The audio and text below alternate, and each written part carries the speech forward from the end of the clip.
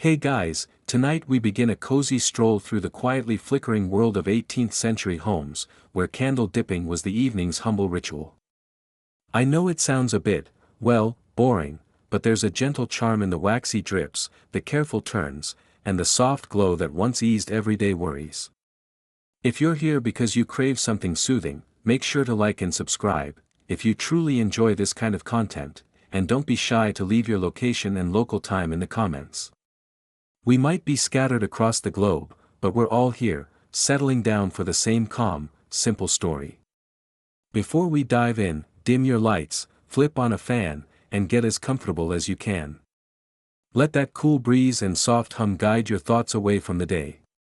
In just a moment, we'll let those tiny dancing flames lead us backward in time. Drift with a warm smile as we ease into an old kitchen's soft whisper, and let anticipation lull you into serenity.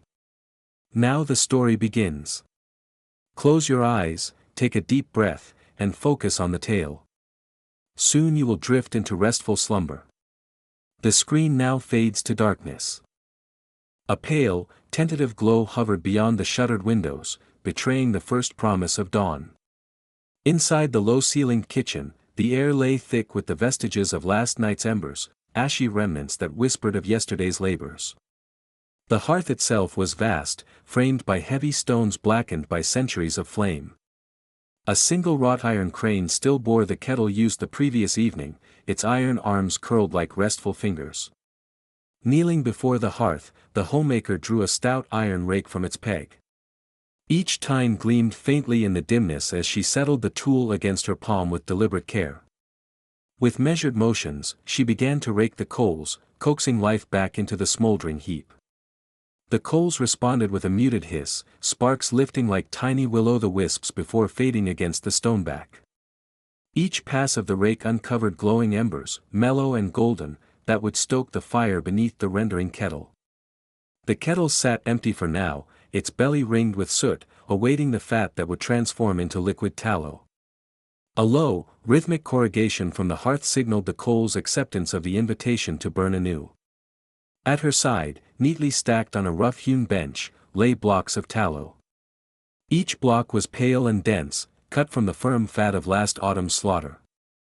The tallow's surface bore fine scratches and indentations where the cleaver had fallen, and in the half-light, it seemed almost ivory in hue.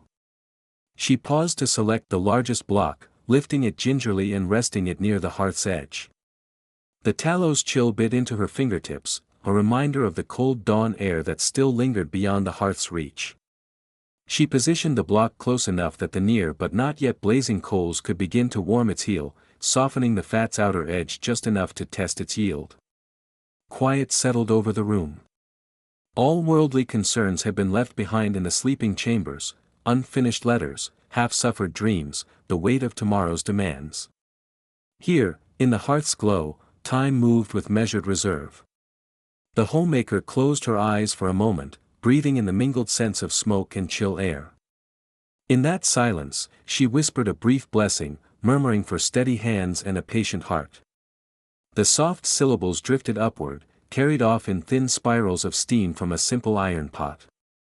She spoke gratitude for the shelter this hearth provided, for the work before her, and for the household that would rely upon the candles born of this morning's ritual.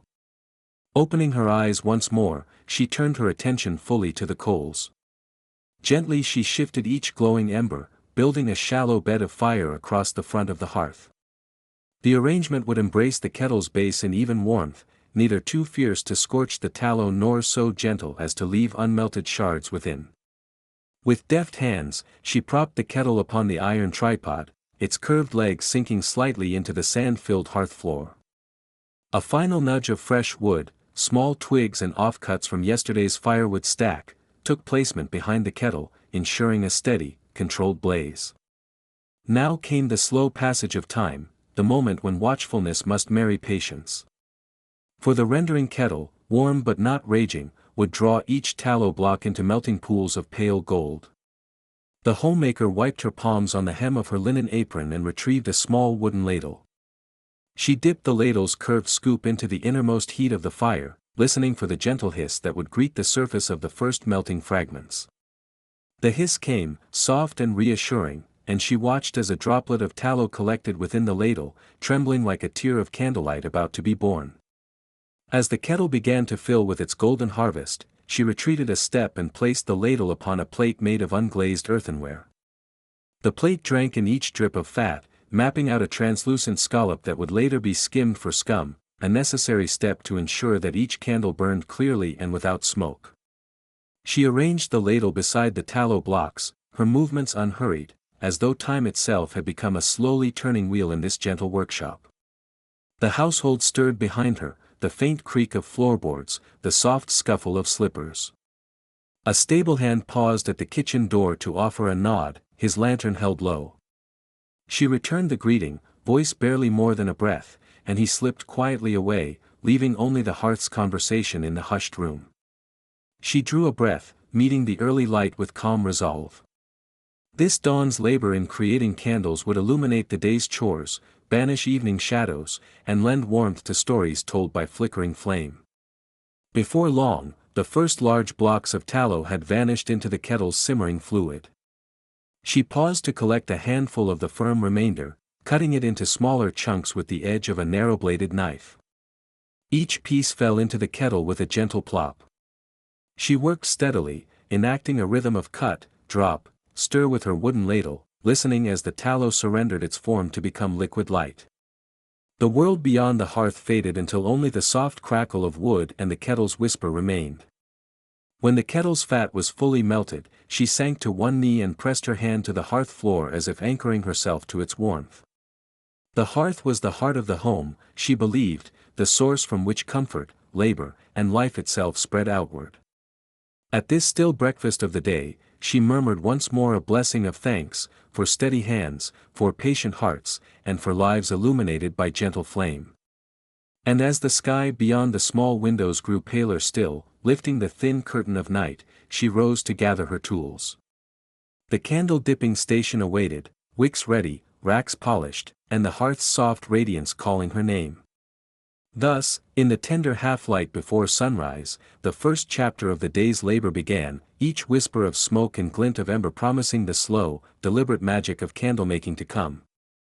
The lantern's feeble glow painted golden highlights on the rough-hewn boards of the back door as the household helper, Marjorie, reached for the iron latch. A thin mist clung to the air, folding over the yard like a pale shawl, and the world beyond the kitchen window lay hushed under a blanket of pre-dawn frost. The soft crackle of the hearth fire, kindled hours before in the main room, settled into an almost imperceptible sigh as Marjorie slipped outside. In her other hand she carried a small, iron-rimmed bucket, its lip smeared with last night's soot. The journey she undertook each morning was simple in its purpose but essential to the household's very rhythm, retrieving the firm white blocks of tallow from the smokehouse where they had rested since the butcher's last delivery. A narrow path led from the kitchen door past the cordwood stack and around the lean-to where chickens roost. At night they clucked drowsily, at dawn they slept, their soft silhouettes muffled by straw. Marjorie closed the kitchen door with a muted click, careful not to startle anyone within. Her boots sank slightly into the dew-frosted grass, each step releasing a faint hiss of ice under the leather soles. Even the air in the yard carried the echo of burning wood, faintly floral and sharp, the delicate residue of last evening's hearth smoke drifting toward the thicket of holly and elderberry at the fence's edge. The smokehouse stood apart, its stout door fashioned of weathered oak, heavy with the scent of years. A crude wooden latch, crafted from a forked branch lashed with hemp twine, secured it against curious hands and prowling vermin. Marjorie's fingers grazed the cool wood, noticing the tiny fissures that had formed since winter's grip last loosened. With a soft grunt, she lifted the latch, and the door swung inward, revealing the heart of preserved warmth. Within, the lantern's trembling circle of light uncovered shelves grooved by time. Along those beams rested half a dozen blocks of tallow, each rectangular form as white as fresh-turned bone, yet firm to the touch as ivory. The interior of the smokehouse smelled of clean smoke and dry wood, a fragrance that lingered sweetly in the throat. Marjorie paused for a moment, inhaling that quiet scent, and gave a thankful whisper that yesterday's coals had held steady and that the butcher's delivery was once more sufficient. She set the lantern on a low beam and knelt before the shelves. Carefully, as though lifting a newborn lamb, she took one block of tallow in both hands. It felt cool, almost stony, but under her fingers she sensed a hidden softness, the latent warmth that would emerge when rendered. Guiding the block toward the door, she placed it gently in the bucket at her feet, then returned for a second, and a third, until the pail was full. The lantern's light danced in the smooth facets of the fat, each corner trimmed precisely when cut from the larger mass. The blocks gleamed softly like marble under the flickering flame. With the pail now weighted by its pale contents, Marjorie turned from the smokehouse and crossed the threshold back into the night. But before leaving, she cast a small blessing upon the empty shelves, an age-old custom meant to ensure that the smokehouse remained a place of blessing and preservation. The door closed behind her with a soft thunk, sealing in the residual warmth and quiet promise of the next delivery. She carried the pail to the wooden bench beside the kitchen steps, its surface scored by years of carving tallow and chopping firewood. There, a long carving knife and a narrow chopping block waited under the lantern. The bench's rough grain and the knife's dulled edge, honed countless times, stood ready for the task of uniform preparation. Marjorie set the bucket down, and with deliberate patience she lifted each block again, one at a time. Settling the first on the chopping block, she placed a hand flat against its side, feeling the cool solidity. Then, with a sure motion, she drew the blade down through the fat, listening to the soft, almost muffled sound of the cut. The tallow yielded smoothly, dividing into two even halves. She continued in this deliberate fashion. Each block became neat, rectangular chunks, uniform in size, no larger than the palm of her hand. The young woman arranged them in neat rows on the bench as though they were precious stones. The rhythm of chopping, the soft thud of the knife meeting wood, and the faint frictional hiss as blade passed through block were steady and unhurried. The cold air, drifting through the half-open kitchen door, kissed her cheeks, but the process itself warmed her spirit. There was comfort in the measured repetition, in the awareness that every piece sacrificed now would enrich the flame that lit the household through long evenings. Once the blocks were partitioned, Marjorie scooped them back into the bucket, now a mosaic of pale, firm shapes. With a grunt to shift the weight, she hoisted the pail onto her hip and prepared for the brief walk back to the hearth. The rising sun, still below the horizon, scattered a pale violet glow across the frost, painting the world in watercolor pastels. The only sound was her careful footfall and the faint clinking of tallow blocks shifting in the metal vessel. She followed the path beside the woodpile, passing the henhouse, where a single hen had just begun its morning call. The yard was still, save for the distant crow of a rooster awakening the fields beyond. Marjorie paused a moment to look at the sky's brewing light, inhaling the promise of a new day. The air tasted sharply of winter's approach, though the calendar still claimed autumn. Her breath came in gentle puffs, mingling with the lantern's smoke. Approaching the kitchen door, she set down the pail and gave her shawl a quick shake, dislodging stray flakes of frost. Beyond the threshold, the hearth's orange glow welcomed her, beckoning with warmth. Inside, the kettle of last night's embers would soon need replenishing, and the ready tallow would be tipped into the rendering pot to yield the liquid gold, the lifeblood of candles yet to be dipped. Marjorie closed the kitchen door behind her, bringing the yard's chill to a close and stepping into the steady hum of household preparation. In these quiet moments between night and dawn, the simple act of sourcing tallow felt profound.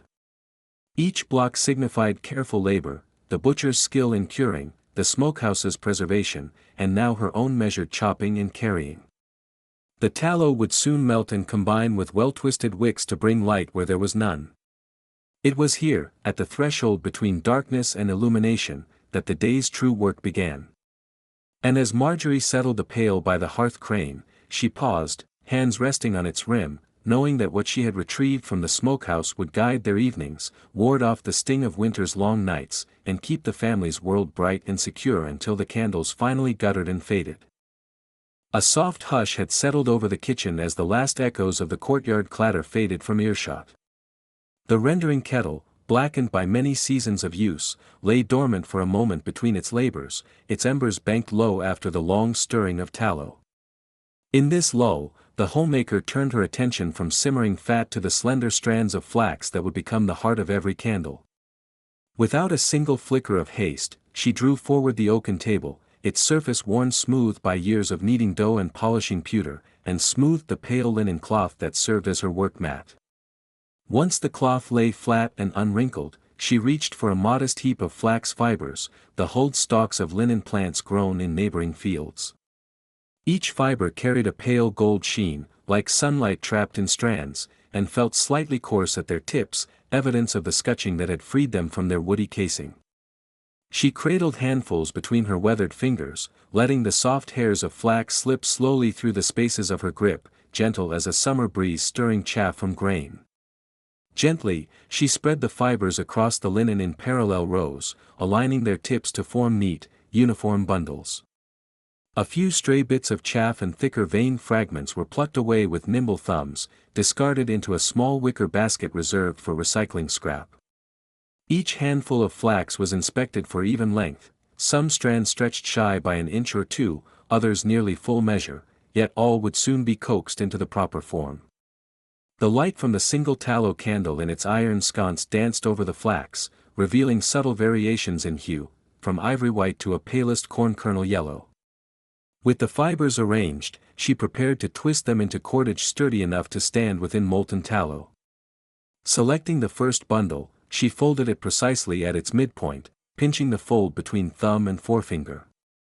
Drawing her other hand back by a comfortable span, she began to roll the fibers gently against the cloth, pressing each turn to snugness before releasing it. As the fibers wound round and round, they took on the faint gleam of polished wood nor the dull sheen of raw thread, but something between, pliant, yet sure of purpose. Now came the twisting proper.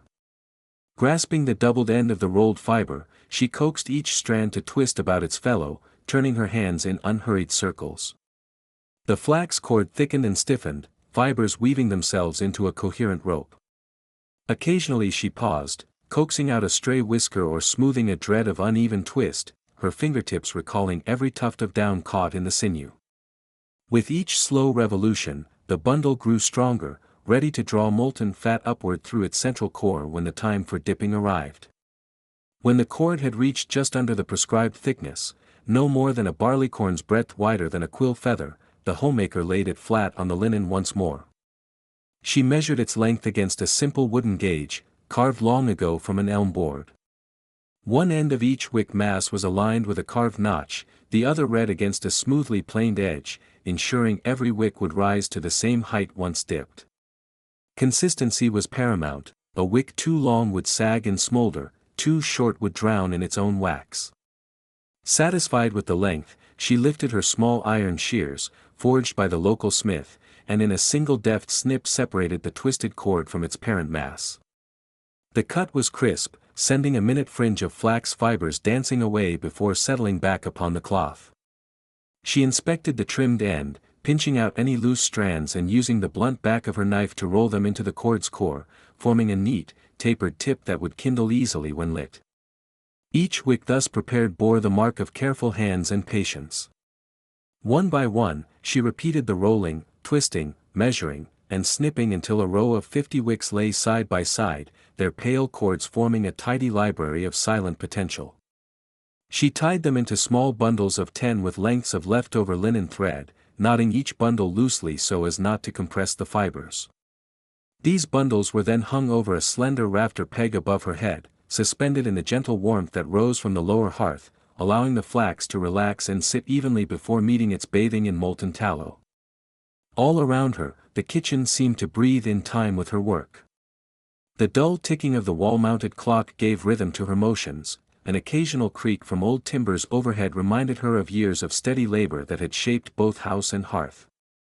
From beyond the closed door, distant farm animals stirred through the frost-misted air, yet here within these walls there was only the soft susurrus of flax fibers sliding against one another, the muted clink of iron shears, and the steady, unhurried exhalation of a woman wholly absorbed in the ritual of preparation. In these quiet moments, she reflected upon how these slender wicks would, in due course, stand as sentinels of light through the long evenings that lay ahead. The firm twist would draw melted fat regularly, feeding a clean, bright flame, the precise cut would burn with even length, guiding home a weary traveler or illuminating fine needlework at the spinning wheel. Each stage of their making, so painstaking, so unhurried, spoke of an age in which time was measured not in the clamor of bells but in the gentle passing of tasks from one hand to the next. At last the racks were full, the bundles hung, and the flax stood ready for its baptism in golden tallow. The kettle over the hearth was stoked once again, its embers glowing faintly beneath the wrought iron tripod. Soon, the warmth would rise, the fat would liquefy, and the wicks would descend into that amber sea, emerging each time shores new and gleaming. But for now, in this sunless corner, everything waited in order, every fiber in place, every measure exact, poised on the threshold of fire and flame. And so, with the wicks neatly bunched above her station, the homemaker stepped back to admire her handiwork. A slow satisfaction settled in her chest. Ahead lay further steps, warming the kettle, skimming away scum, dipping each wick again and again until a taper emerged complete, but at this moment, the foundation was laid. The flax cords, shaped by a rhythm as old as memory, rested still, suspended between labor and light. In the hush of the kitchen, as the hearth's warmth began to spread, she prepared to move on, confident that the quiet diligence of this morning would shine bright through the gathering dusk. The cold air in the kitchen clings to every woven thread of cloth, to every hair on the back of the homemaker's neck. In the gray dawn, only the hearth fire stands between warmth and chill, its embers glowing like sleeping embers that refuse to die.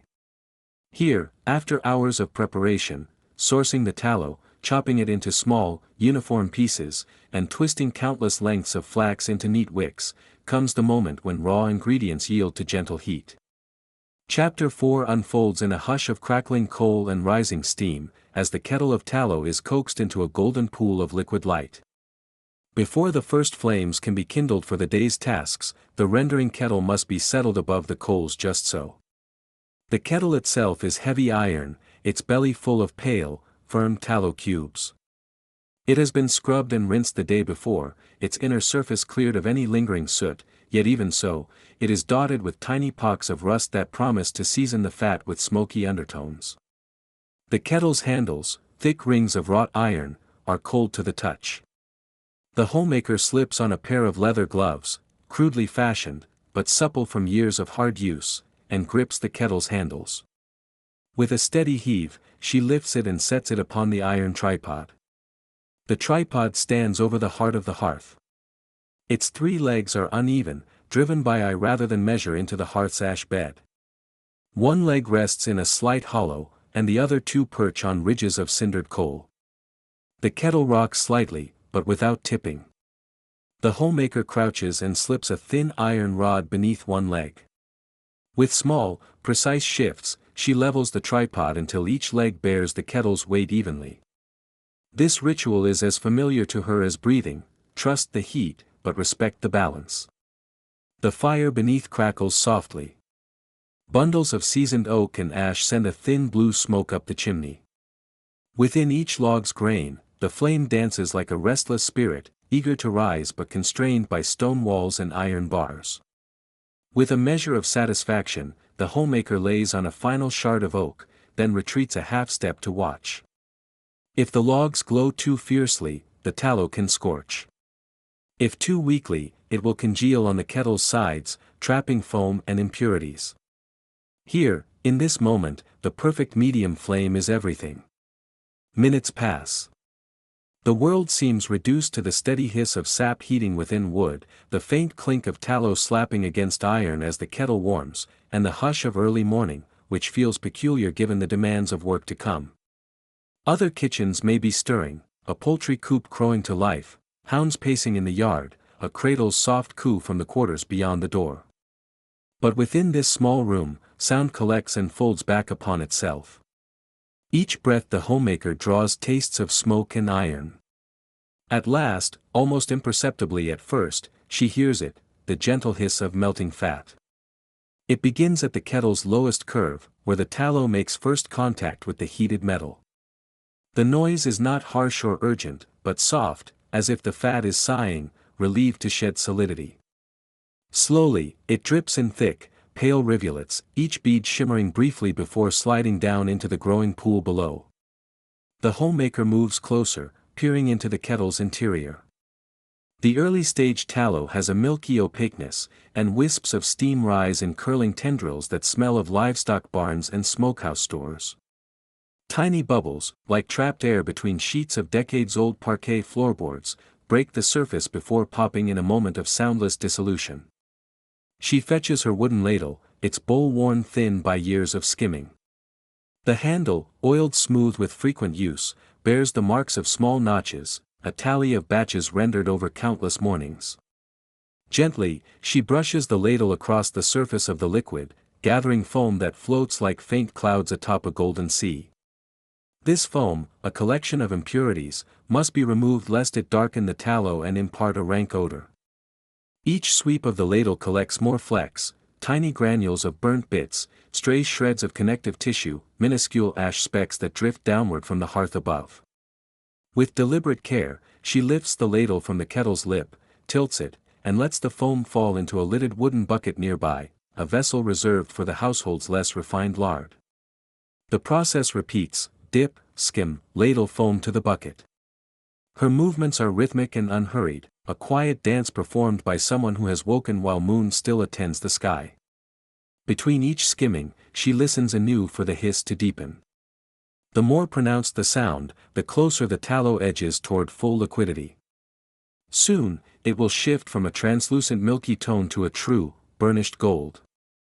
At that moment, the fire beneath is coaxed just so, neither fanned to fierce orange nor allowed to dip to smoldering red. The homemaker feeds in slender slivers of ash-dried oak, kicking stray embers aside with the iron poker. Sparks grate softly when they land on stone, one or two jump the hearth's edge, only to fizz out against the clay floor. She leans in, arms resting on the hearth's broad stone sill, head bowed to be near the kettle's warmth. In this closeness, she welcomes both heat and scent, the sweet, faintly meaty aroma of tallow, the tangle of woodsmoke's green edge. Inside the kettle, the transformation proceeds. Where solid blocks of tallow once sat packed shoulder to shoulder, a glinting mirror now forms. The surface is smooth as glass yet roils with subsurface currents. Here and there, stubborn chunks remain, lumpy and white, needing coaxing. She lifts the ladle once more, scoops a portion of hot tallow, and sets it aside in a small crock. The heated sample cools swiftly on the cold stone, so she checks its clarity and consistency. It runs in a clean stream from the ladle, thicker than water but thinner than candle wax at ambient temperature. The feel between her fingers, must one day be done without fingers, promises a stable burn when poured over the flax wicks. She judges, nearly ready. But before any dipping can begin, the open kettle must be kept clear of impurities for the duration. Foam will continue to rise, each bit of ash or char must be removed or blended into the bucket for later use. She straightens, feeling the armor of morning fatigue press upon her shoulders. The furnace calls for attention, even as the body longs for a pause. With measured fingers, she stokes the fire once more, shifting larger logs into the center so their heat can radiate upward. The kettle's contents quell almost to stillness, as though settling into readiness. A small wooden cover, slightly ajar, helps keep stray embers from dropping in while allowing steam to escape. Time stretches. Each minute feels magnified in the hush of the kitchen. Beyond the open doorway, pale light seeps through shutters, promising a sun that will rise fully within the hour.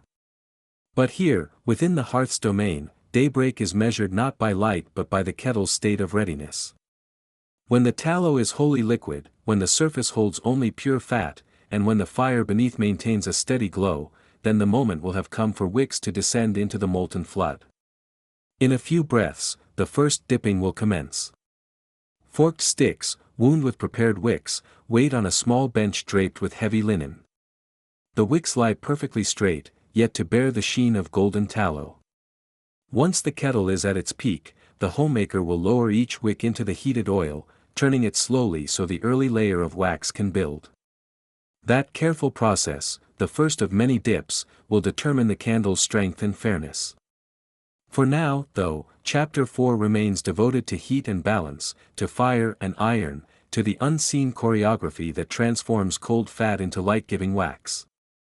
As the kettle warms and the fire hums, the kitchen itself seems to hold its breath, awaiting the seal between past labors and the coming glow of freshly dipped candles.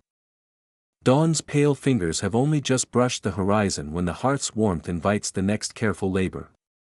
From the kettle, golden tallow shimmers like captured sunshine, its surface rippling gently as the steam rises in thin ghostly wisps. Beyond the hearth, the room remains quiet, save for the faint crackle of smoldering coals and the distant call of a waking rooster. In this hush, the homemaker gathers the first set of prepared wicks, each a slender braid of flax, precisely measured from Chapter 3's twisting work, and sets them in order across a small pine board. Beside her lies a forked stick, its prongs blackened from countless dips, and a rack of slender wooden slats, ready to receive the newly coated candles. Taking a steadying breath, she selects the first wick, nudging it gently with the forked end. The flame of a nearby tallow lamp casts a soft glow upon her hands, illuminating the simple geometry of the tool, 2 forks, each carved to cradle the wick without piercing its fibers. With practiced care, born of many mornings like this, she lowers the flax cord into the molten tallow.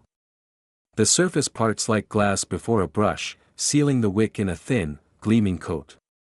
A faint hiss ensues, as water still clinging to the fiber meets the warm fat. Steam curls upward, carrying the soft, animal-rich scent of rendered beef tallow that has been skimmed and strained since Chapter 4's initial heating. For a heartbeat the wick remains submerged, then the homemaker lifts it slowly, rotating the forked stick so that each side of the new candle bathes in the amber light. At this distance, the tallow layer appears translucent, pale as honey, barely thick enough to hold shape but enough to stiffen the twisted fibers for the next phases. She glances at the kettle's edge, where small bubbles still break the surface, a reminder that the next dips must await a slightly higher temperature. Each second in the molten fat must be watched, neither too long, lest the wick overheat and fray, nor too short, lest the coating slip unevenly.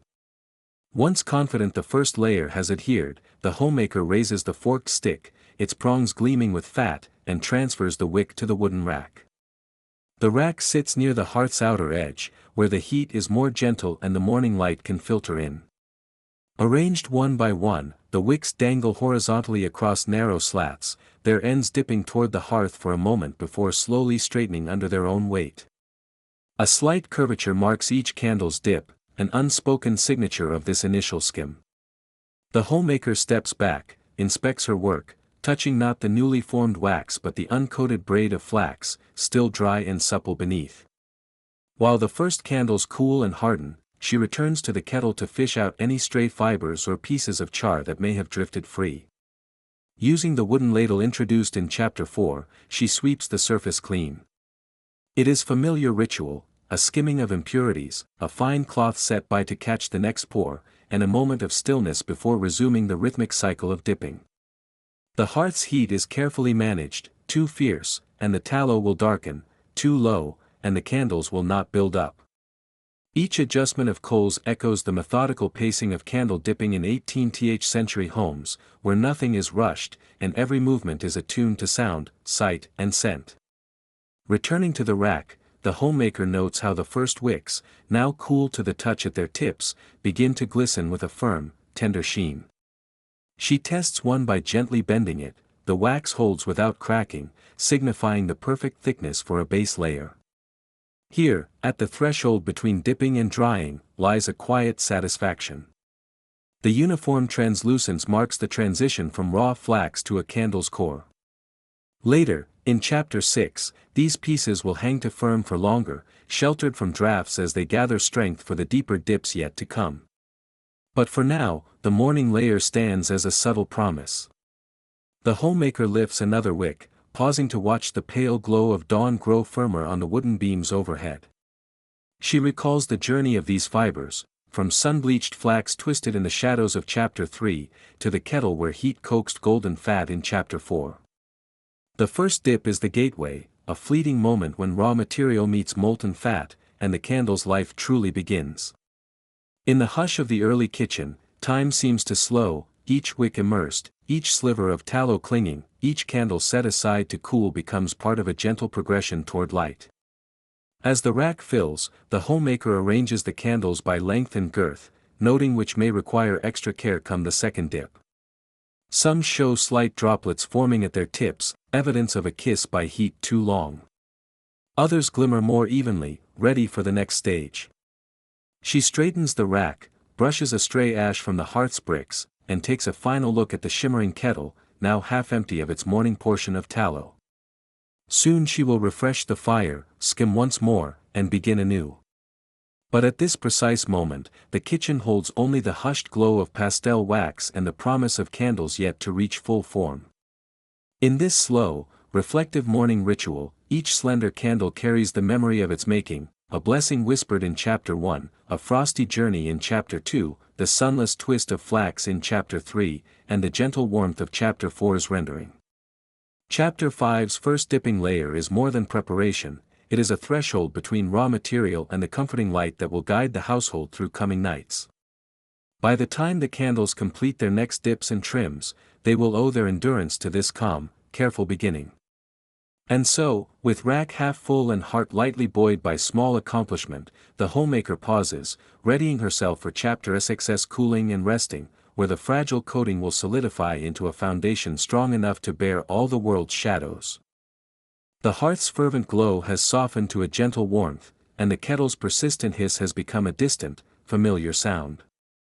Here in the quiet nook at the rear of the kitchen, a row of slender dipped wicks hangs in patient anticipation. Each one, its first coat of tallow now firming, bears the promise of illumination, though for the moment they must simply be still. No breeze disturbs this sheltered corner, the narrow wooden beam overhead holds the candles aloft, and the modest room breathes in hushed reverence. As you step inside, the air is cool upon your cheeks, a welcome respite from the low, even heat near the hearth. The room is swept clean of ashes and stray scraps of wick. A few pine boughs, tied with string, lie beside a shuttered window, placed there to shield the forming candles from any sudden gust that might mar their smooth curves. In this calm, every movement must be soft, measured. The slightest rush of air against a half-set candle could disturb the delicate border between liquid and solid, leaving a ragged edge or an unwanted drip. You pause beneath the beam.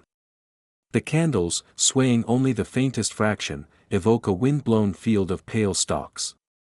Their first dip has yielded a thin, almost translucent film of tallow. Where the molten fat met the wick, the surface now gleams with a faint opalescence, the way early morning mists catch faint light. An unseen draft might freeze that sheen in place, but here, within these timbered walls, the process unfolds in its own sweet measure of time. The tallow kettle, now cooled to a temperature fit only for subsequent dippings, sits by the embers. Its fire-banked coals no longer blaze, though a gentle warmth still lingers in the blackened iron and the hearthstones. You step close and offer a silent blessing of thanks for the day's progress. Each candle, you recall, is more than a slender rod of fat and fiber, it is the household's first line of defense against darkness, its faithful companion when dusk falls too soon and tasks must press on. These simple sticks will make possible evening chores, comfort a frightened child, guide a late visitor by the door. Leaning a hand on the rough-hewn beam, you inspect the candles one by one. Beneath your fingers, a few retain the faintest tackiness, while others are already cool to the touch, firm and ready. The variation arises from slight differences in the way each wick was dipped, a tilt here, a linger there, the uneven embrace of the golden liquid. The keen eye of experience has learned that this very variance will influence the candle's burn. Where the coating is too thin, the wick may burn too deeply, leaving a hollow tunnel; where too thick, it might drip or smoke. The aim is a uniformity so exact that months later, when the wick is trimmed and the flames set, every candle will burn steady and bright. To guard against irregularities, you move 2 small lengths of linen cloth along the beam, creating soft barriers that discourage the candles from brushing one another. At each end of the row, sprigs of lavender lie suspended, tied with flax twine. Their fragrance is faint but welcome, mingling with the distant aromas of wood smoke and roasted barley porridge. It occurred to you as you placed them that lavender, though not traditionally used in candle crafting, might lend a faint sweetness to the tallow's earthy scent as it warms. Perhaps a small indulgence, but the mind welcomes such small comforts in the daily labor. Below the hanging candles rests a plank of dark oak. It bears indentations from many seasons of forging and mending, small gouges where metal tools slipped, charred edges where stray sparks alighted. On this plank, you have positioned a shallow tray of fine ash, collected from the hearth's upper coals. Should any tiny bead of cooling tallow fall, it will be caught in the soft bed of powder, rather than marring the beaten floorboards. To glimpse a droplet of golden wax congeal against pale ash is a minor delight, a reminder of the alchemy at hand, that which was once solid fat now dances as liquid fire. A hush envelopes the kitchen. Even the household cat, snug in a straw-lined basket near the door, lifts its head only once, then settles again. Somewhere, in the rooms beyond, a child stirs upon a straw pallet, not yet roused for midday meal. The day's rhythm, centuries old, unfolds at the candle's pace: prepare fat, twist wick, melt and skim, dip, then rest before the next coating. In this pause, as the first layer crystallizes, comes reflection. You recall the words of your grandmother, who taught you these arts by the hearthside. Be patient, she would say, for the fat must cool with care. Haste here brings only flaws. Patience, and the keen eye to catch the faintest sign of trouble. You lift a candle by its twisted loop of flax and hold it toward the window, not to expose it to fresh air, but to catch the diffuse daylight, to see any subtle irregularity. In the lens of the cold glass, you note a couple of slender lines where the tallow appears to have run just a hair too far before setting. With a piece of broken twig, you gently coax the protruding bead toward the wick, evening it by hand. The soft warmth of your finger, tempered by the cool air, is just enough to meld it back into smoothness. The rest of the candle is already as you would wish. From the hearth, the sound of low conversation drifts in, the baker's wife exchanging news of the morning's loaves, the stable hand remarking upon the heavier snowfall expected later. You linger a moment in the doorway, glancing back at the row of candles.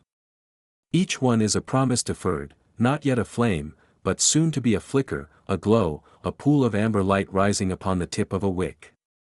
The imagination, in this quiet, can nearly see them burning.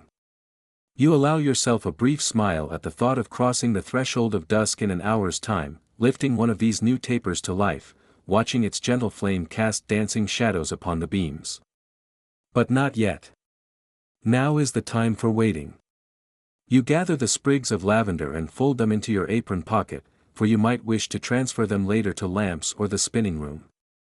You brush a stray notch of ash from the plank, then gently slide the tray aside, careful not to startle the candles above.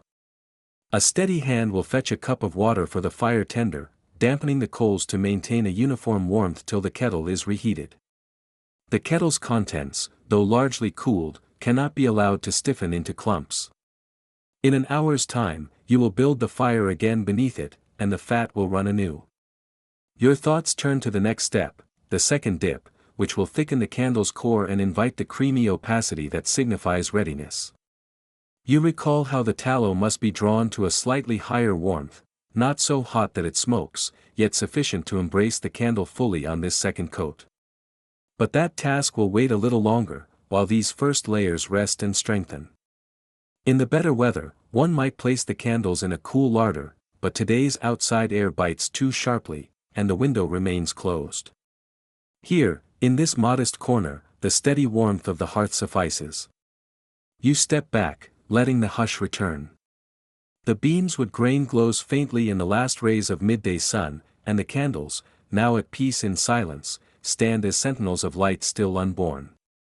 There is profound satisfaction in this interval, a moment of suspended craft, where substance transforms under time's gentle rule.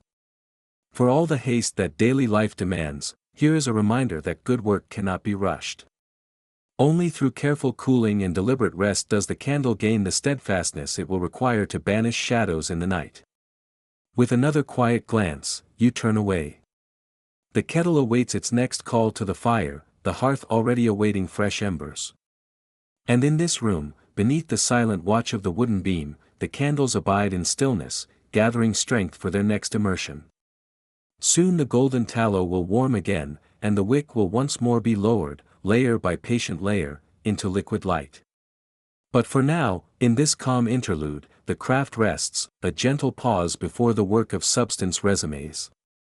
In the soft glow of the hearth's dying embers, the household's candlemaker pauses by the iron kettle, breath forming a faint mist in the cool mid-morning air. The first dipping of each wick, long since hung to firm its tender crust of tallow, has been resting for an hour or more. Now, with patient care, she prepares the rendering kettle for its second task of the day, building substance. The embers are coaxed back to life with a handful of split wood, each log placed deliberately upon the coals so as not to jar the hearth's ancient stones. Soon a modest, steady blaze roars again beneath the kettle, and the tallow, pale and still frothy at its surface, begins to soften and stir. She chooses a slender iron shepherd's hook to raise the kettle just enough for the heat to kiss its underside. Too intense a flame now would scorch the tallow and darken its hue. Flames lap the kettle's belly, a gentle hiss rising as the solid fat gives way to liquid gold. With a long-handled wooden stirrer, smooth from years of use, she coaxes the melting tallow, breaking into its deeper pockets and encouraging each fresh patch to dissolve. Tiny bubbles form along the kettle's rim, climbing slowly like miniature heralds before bursting into silence. She watches them as one might study birds in flight, intimate, deliberate, requiring no haste. As the tallow warms to a richer fluidity, she steps aside to retrieve her dipped wicks from the beam where they have cooled. Each candle, slender and pale, is now a hollow core waiting to thicken. The first layer of tallow has given it form, but nothing of its final strength. In the dim corner, she selects 6 at a time, gathering them with a steady hand. A scrap of cloth, frayed at its edges, is wrapped around her fingers to guard against occasional dripping heat. The wax may be warm, but not searing. Still, caution is wise in any 18th-century kitchen where oversight must be constant. She lowers the first cluster of wicks into the gently simmering tallow. Submerged to the same depth as before, each wick encounters the welcoming sheen of warmed fat. Slowly, she rotates the bunch with practiced discretion, turning them just enough that every contour, every fiber, is embraced by the golden liquid. In the flicker of firelight, the wax catches the glow, transforming from a chalk-white smear to a deep cream that seems almost translucent. As she lifts them, a ribbon of melted tallow slides down each length and pools softly at the tip before she transfers them to the cooling rail. The richer hue pleases her eye.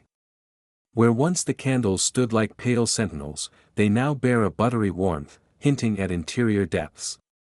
She inspects each in turn, noting where the wax adheres too thickly or where a thin patch remains. These minor flaws will be corrected in later dips, but for now she marks them with quiet satisfaction.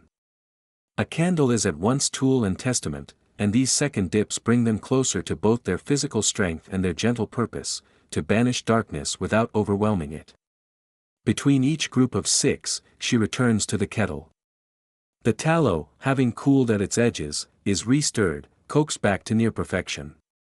Light ash from the hearth drifts into the fat surface, an inevitable companion to any open fire, so she schemes it away with a small wooden ladle. The ash lifts off like soot upon water, and she discards it into a pot of soapy water set aside for kitchen waste. Skimming is a humble yet essential art. Even the purest tallow welcomes small impurities unless one's hands are vigilant.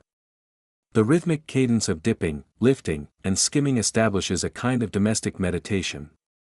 Outside the small window above the hearth, mid-morning light filters through leaded panes, painting soft squares upon the stone floor. The baker's wife, who shares this labor with her servant girl, hums a simple folk tune under her breath, its words long forgotten, its melody a cradle upon which her mind floats. Between them they exchange hardly more than a glance or the tilt of a head. The ceremony of candle-making demands attention and shared silence more than conversation. When the second set of dips is complete, the candles are once more strung upon the rack. This time, the thicker layers promise sturdier cores, stronger vessels for flame. They dangle in a quiet queue, each waiting for its turn to firm in the slight draft that never quite leaves this corner of the house. Soon, after they have cooled, the kettle will be cleaned and shaded for midday hearth maintenance, the next chapter of labor in this unhurried routine. For now, she stands back and observes, slender ivory forms set against the dim wood, each one subtly transformed, edging toward fullness. In the hush that follows, the kettle's warmth seeps into the air, softening the morning chill. The scent of cooked tallow lingers, sweet and earthy, a humbling reminder of how labor and patience combine to bring light. As she sweeps stray drips of wax from the stone steps, her mind drifts to the evening when these very candles shall burn bright atop the mantel. Until then, they will rest, absorb, and mature, silent witnesses to the slow, certain forging of home. And in their quiet company, the house itself seems to breathe more fully, recognizing that its soft illumination is born of deliberate, careful toil, one slow dip at a time. As the sun climbed its arc toward midday, the kitchen of the baker's house lay hushed but for the faint crackle of embers in the hearth. A soft glow lingered around the edges of the blackened iron tripod, upon which the rendering kettle sat, its side still warm from the morning's slow melting. In this moment of quiet, the baker's wife paused in her candle-dipping labor to turn her attention once more to the heart of all warmth and sustenance, the hearth itself. She set aside the slender wicks, now bearing 2 thin layers of tallow, and reached for the long-handled rake. Its iron prongs, cooled by the morning air, gleamed dully as she lifted it. Step by careful step, she drew nearer to the hearth mouth. The fire's glow was modest now, reduced by the accumulated ash that pressed down upon hidden coals, stifling their life. With patient, rhythmic tugs, she combed through the gray powder, lifting, tilting, clearing a shallow basin beneath the kettle's base. Each motion was deliberate, too fierce a rake would scatter sparks onto the worn stone, too light and the coals would remain shrouded, reluctant to reignite. As the ash gave way, the hush deepened. A faint sizzle sounded where live ember met cold air, and the coppery scent of soot mingled with the subtle sweetness of tallow. In that steady cadence of scraping and brushing, a quiet meditation took hold. She recalled the dawn's first moments, when she had coaxed coals from the embers still warm from the night's baking, fed small logs to the flame, and watched the fire bloom. Now, at midday, she performed the inverse, subtracting spent ash to reawaken the ember's glowing heart. Once the space beneath the kettle was clear, she knelt beside the hearth. With careful fingers, she arranged 3 fresh splits of oak beneath the tripod. Their cut ends revealed pale wood rings, each circle a testament to years of slow growth. She tipped them gently so the embers nestled against bark, and then, holding her breath, she watched the fainter sparks leap. A moment passed in near silence before a faint orange flicker licked the wood's grain, and then, as if encouraged by her steady gaze, a tongue of flame sprang to life.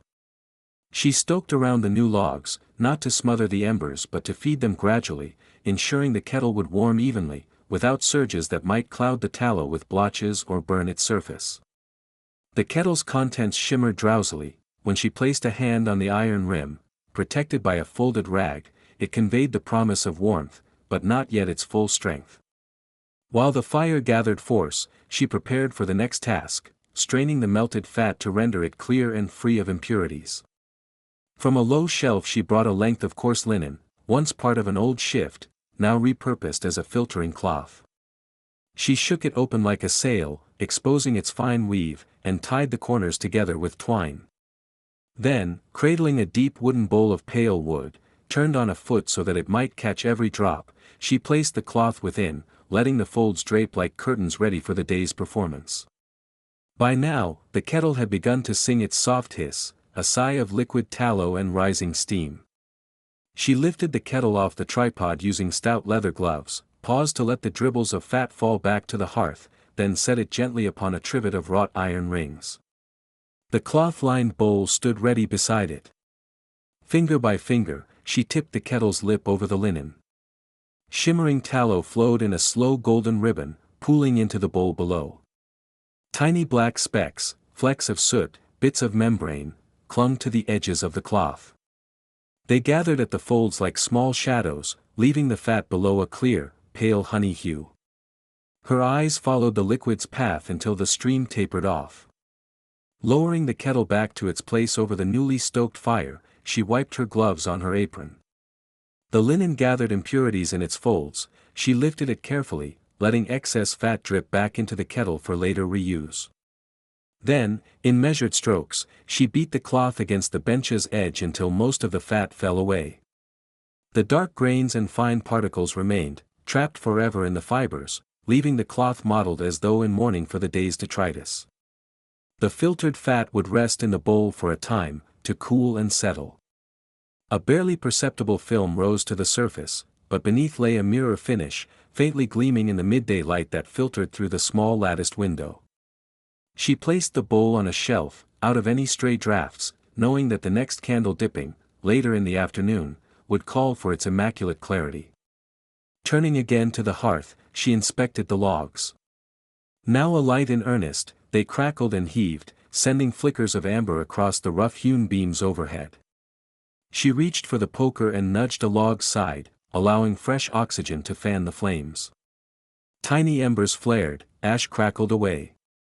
The kettle shivered with heat, and she could already estimate how soon the tallow inside would dance into liquidity, ready for the third dip that would give the candles their creamy opacity.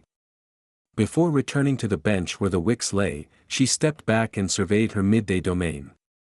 The kitchen's warmth had grown, soft and embracing. A gentle perfume of oak smoke, warmed linen, and melted tallow permeated the air, a scent of quiet industry and home. She paused to brush a stray lock of hair from her brow, mindful of how easily one could become careless at the hearth's edge. Then she advanced to a wooden rack beside the fireplace, where bundles of kindling waited, thin strips of pine and spruce, gathered from the yard by the helper earlier that morning. From a split basket of logs, she selected 2 more of moderate size, shoulder-height pieces for steady, even flames. In a small corner of the kitchen stood the wood block and hatchet. She set a log upright, braced it with her knee, and pressed the blade into the grain. With a practiced slice, she brought the hatchet down. The block parted in whispering seams, each half revealing its pale heartwood. She repeated the process until she had enough small billets to last through the next layer of candle dipping. These, she arranged in a neat stack beside the hearth, alternating grain to ensure proper air flow, ready to feed the fading fire whenever it demanded. All the while, the filtered tallow cooled in its bowl, and the kettle's replenished contents simmered anew. The baker's wife paused to let the moment settle, this slow interlude between the candle dips, this maintenance of hearth and materials.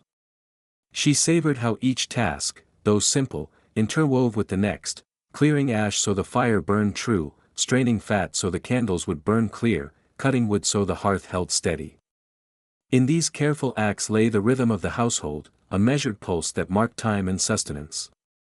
A soft tap at the doorframe announced the helper's return from an errand. With a gentle nod, the baker's wife signaled that the midday chores were underway. Soon, she would return to the bench, to lay each wick on a rack and, when the tallow was perfectly warm and limpid, to lower them once more into the golden depths, thickening their bodies toward the final form of creamy tapers. But for now, she stood by the hearth in unhurried reflection, tending its needs at the day's midpoint, as hearth and home rested on her steady hands. A soft hush lay over the kitchen as the baker's wife eased her seat upon the low wooden stool beside the long plank. The kettle's warm glow behind her had dwindled to a gentle simmer, and the freshly formed candles, now solid, creamy ivory batons, rested in neat rows upon the bench. This hour, between the second dippings and the final immersion yet to come, was given entirely to the care of the wick. For though the wax lent form and substance, it was the assembly of flaxen threads within each candle that determined the steadiness of flame and the purity of light. She settled one candle before her, its surface still bearing the faint ripples of cooling wax. In the pale midday light, dust motes drifted like tiny migratory birds around her shoulders. The only sound came from the knife's fine steel edge as it was drawn free from its leather sheath with deliberate slowness. There was a certain reverence in these early cuts, each stray fiber, each delicate tuft of unbound flax, must be snipped away so that the wick would burn clean and even. With practiced hands, she drew the blade along the candle's side. The snap of clipped threads was almost inaudible, yet it spoke of precision. A filament here, a tail of wick there, each was removed with a surgeon's care. She turned the candle slowly, eyes intent, ensuring that no stray hairs remained to catch and curl into flickers as the flame took hold.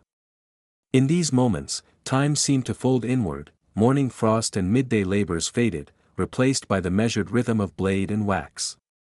When the edges were free of all stray fibers, she laid the candle upon the plank and, with her palms pressing gently, rolled it back and forth. The slight unevenness along its length smoothed into a perfect cylinder under her touch. It was a simple gesture, almost meditative. Her palms grew faintly warm against the hard surface, the candle responded, ridge softening against grain-worn timber. In the dull ache of her forearms she found solace. This, after the vigorous lifting of pails and ladling of melted fat, was a tenderness she readily welcomed. Beside her, a small heap of trimmed wicks accumulated like a pale bouquet. Each was the heart of its candle, twisted flax, stiff enough now to stand upright yet supple enough to draw molten tallow upward in a gentle capillary. She lifted one of these handfuls, allowing it to dangle before her, and examined its length. A soft cloth lay at hand, woven from recycled beeswax cloth used long ago to polish duckboards and shoe flies.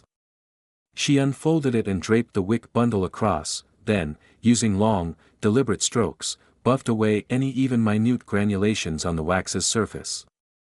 The friction coaxed a faint sheen from the tallow, dull matte giving way to a quiet luster. Polishing was more than mere prettification. A smooth surface resisted blemish when candles were stored or moved about the hearth. It prevented the adhesion of dust and soot, it allowed a uniform burn when the flame climbed. Thus, each candle, edge precisely trimmed, body evenly rolled, and surface polished to a subtle glow, bore the silent promise of gentle illumination. As she worked, the kitchen door creaked open, admitting a shaft of cooler air. The household helper, returning from the mid-afternoon wood-gathering, paused to watch. She deliberated for a moment before pronouncing, in a hush respectful of the baker's wife's concentration, "The candles look fair and true, mistress." The compliment was slight, but in this quiet hour it felt weighty, like a feather settling upon the soul. A faint bloom of satisfaction warmed the baker's wife's chest. She nodded, allowing herself a brief glance at the half-dozen candles now standing in a neat cluster. Their wicks rose straight and true, each pruned to a length no longer than the width of her thumb. No curling fiber would mar the flame's edge tonight. No uneven seam would drip molten fat across the table or the floor. She reached for the next candle. Before trimming, she would need to note its girth carefully. Slender tapers destined for tall sconces required a shorter, more compact wick, while thicker hearth sticks, a household's workhorse in winter's darkest hours, demanded a more substantial core. Her memory mapped each candle's intended place: the high hallway sconce, the low table beside the spinning wheel, the bedside stub. Each wick's length was a pledge to the duties that candle would fulfill after dusk. Slowly, methodically, she trimmed, rolled, and polished one candle after another. The afternoon sun sank lower, shifting the angles of light across the room. Dust motes glinted in golden shafts, dancing around the steady progress of her little workshop. The hearth behind her cast a warm comfort, though its work now was quiet, a few coals glowing red beneath the empty kettle. By the time her trimming knife was set aside, the candles stood arrayed by height and purpose, slender tapers in one row, mid-sized churn lights in another, and stout kitchen stubs in the last. Their surfaces gleamed faintly, the wicks, evenly clipped, rose like disciplined soldiers ready for service. The air carried the mingled scents of aged wood, faint beeswax, and the lingering tang of tallow, an aroma at once ordinary and deeply home-felt.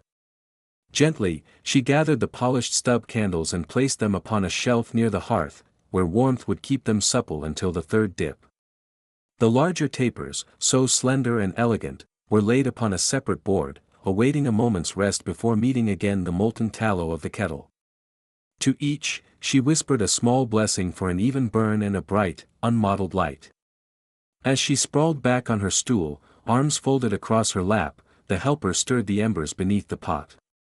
The hour approached when the kettle would be remade hot, the tallow rendered fluid once more, and the third dip, required to give the candles their final opacity, would begin. Chapter 9's careful trimming had prepared the wicks for that final plunge. No stray fiber remained to challenge the tallow's caress, no uneven surface marred the candle's body. All was rendered ready, from the precise stub destined for the hearth's busiest corners to the slender hall taper reserved for graceful evening light. In the silent aftermath, as the hearth began to glow once again, there was a quiet contentment.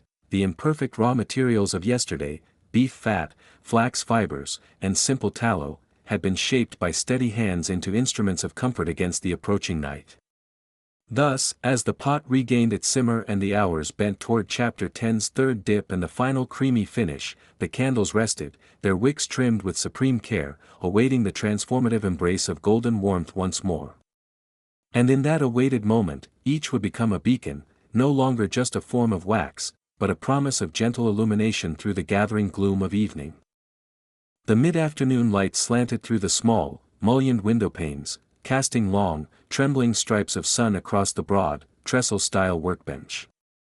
A thin haze of wax dust and wood smoke lingered in the air, stirring only when the hearth door opened to admit a ribbon of cooler air. In the center of the bench stood the heavy iron rendering kettle, its curved sides darkened by soot, holding the final measure of golden tallow. Around it lay the candles that, by now, felt solid and firm under gentle pressure but still lacked the full, creamy opacity that marks a fully finished taper. This third dip would seal their fate, a last, deliberate immersion to build the thick, unblemished coating that daylight would reveal as pale and uniform when the flame danced within each taper's core. The homemaker paused in her slow steps, giving a careful glance to the kettle's surface. Fine concentric ripples told her that the tallow lay just at the brink of readiness, warm enough to flow but not so hot as to blister or scorch the candles. With a slender wooden stirring rod, she reached into the molten pool, lifting a small rivulet of translucent fat. It glided along the rod's length like warmed honey, pale as sunlight strained through fresh bread dough. The moment was quiet and exact. To stir too vigorously would introduce bubbles, to stir too seldom would let the heavier particulate settle, leaving faint gray flecks on the final layer. So she worked with a practiced steadiness, swirling in gentle circles, watching the liquid gleam as it gathered back into the bronze-tuned ladle. With the tallow evenly warmed and lightly agitated, the moment of immersion began. Candles, now grouped by length and girth on a slender rack, awaited their fate. Each taper was raised by its upper loop of wick, held between thumb and forefinger with a steady, deliberate grip.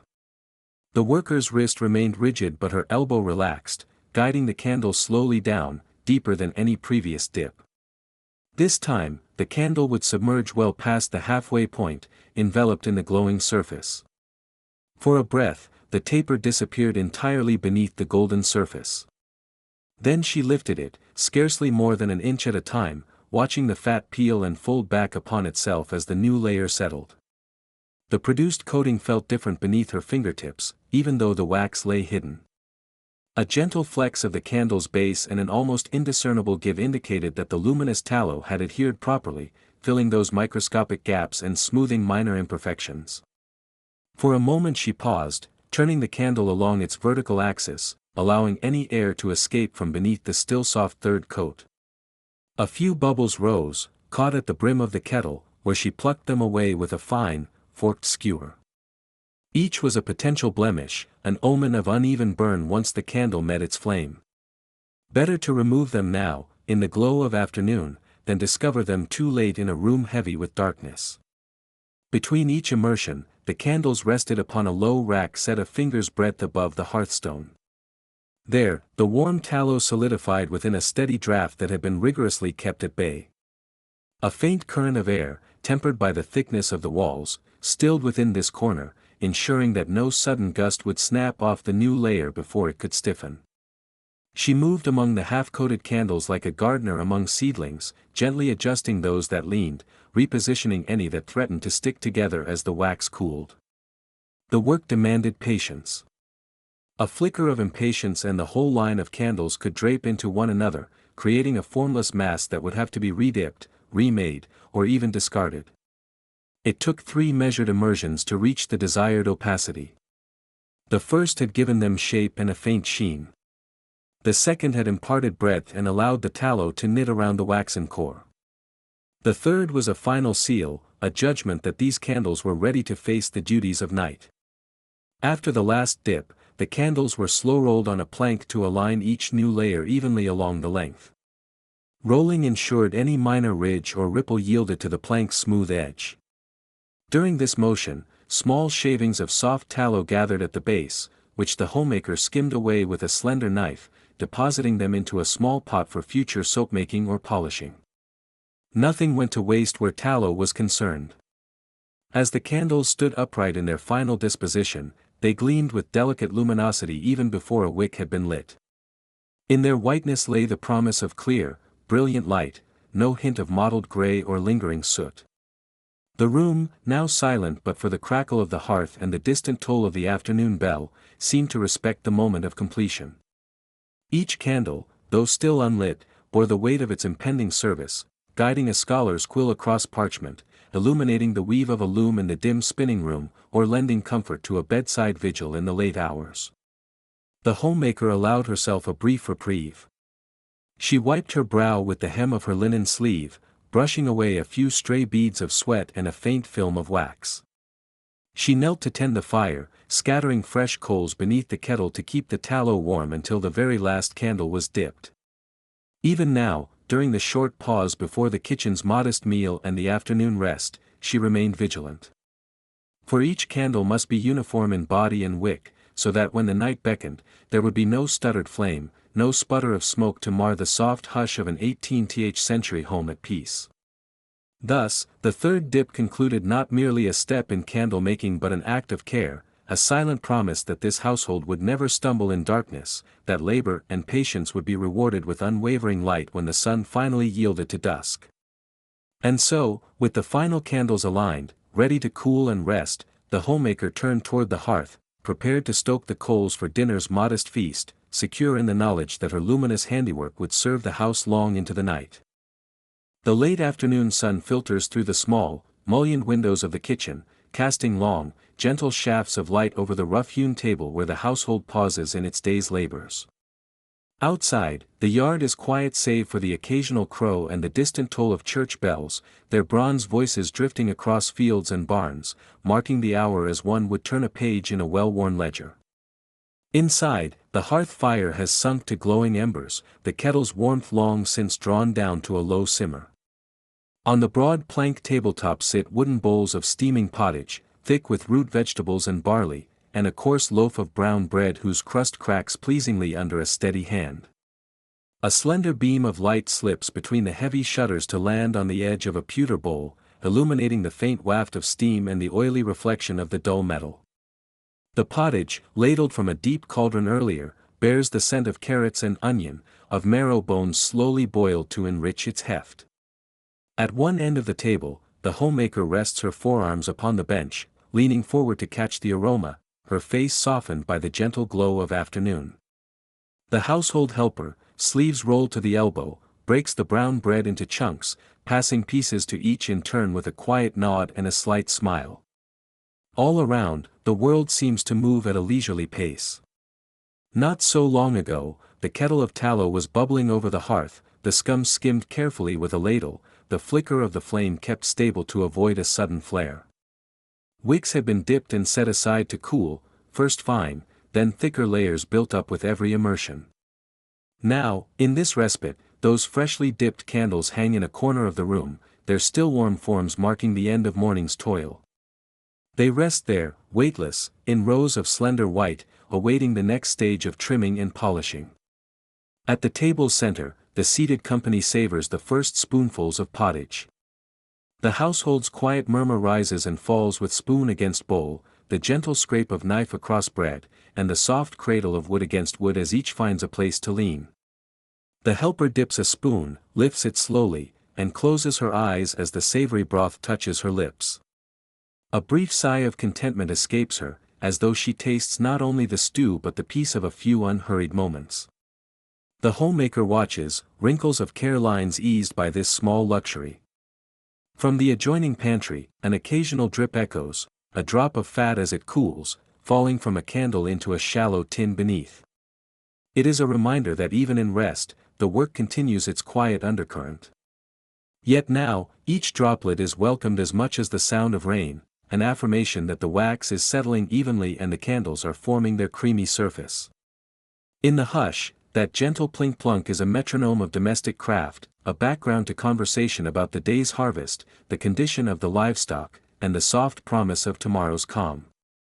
Outside, the church bells toll again, slowly, methodically. 6 times now, each resonance rolling over timber roof and flagstone path. The helper glances toward the window, noting the tilt of the light that has shifted since midday, and remarks softly, "The hour grows late."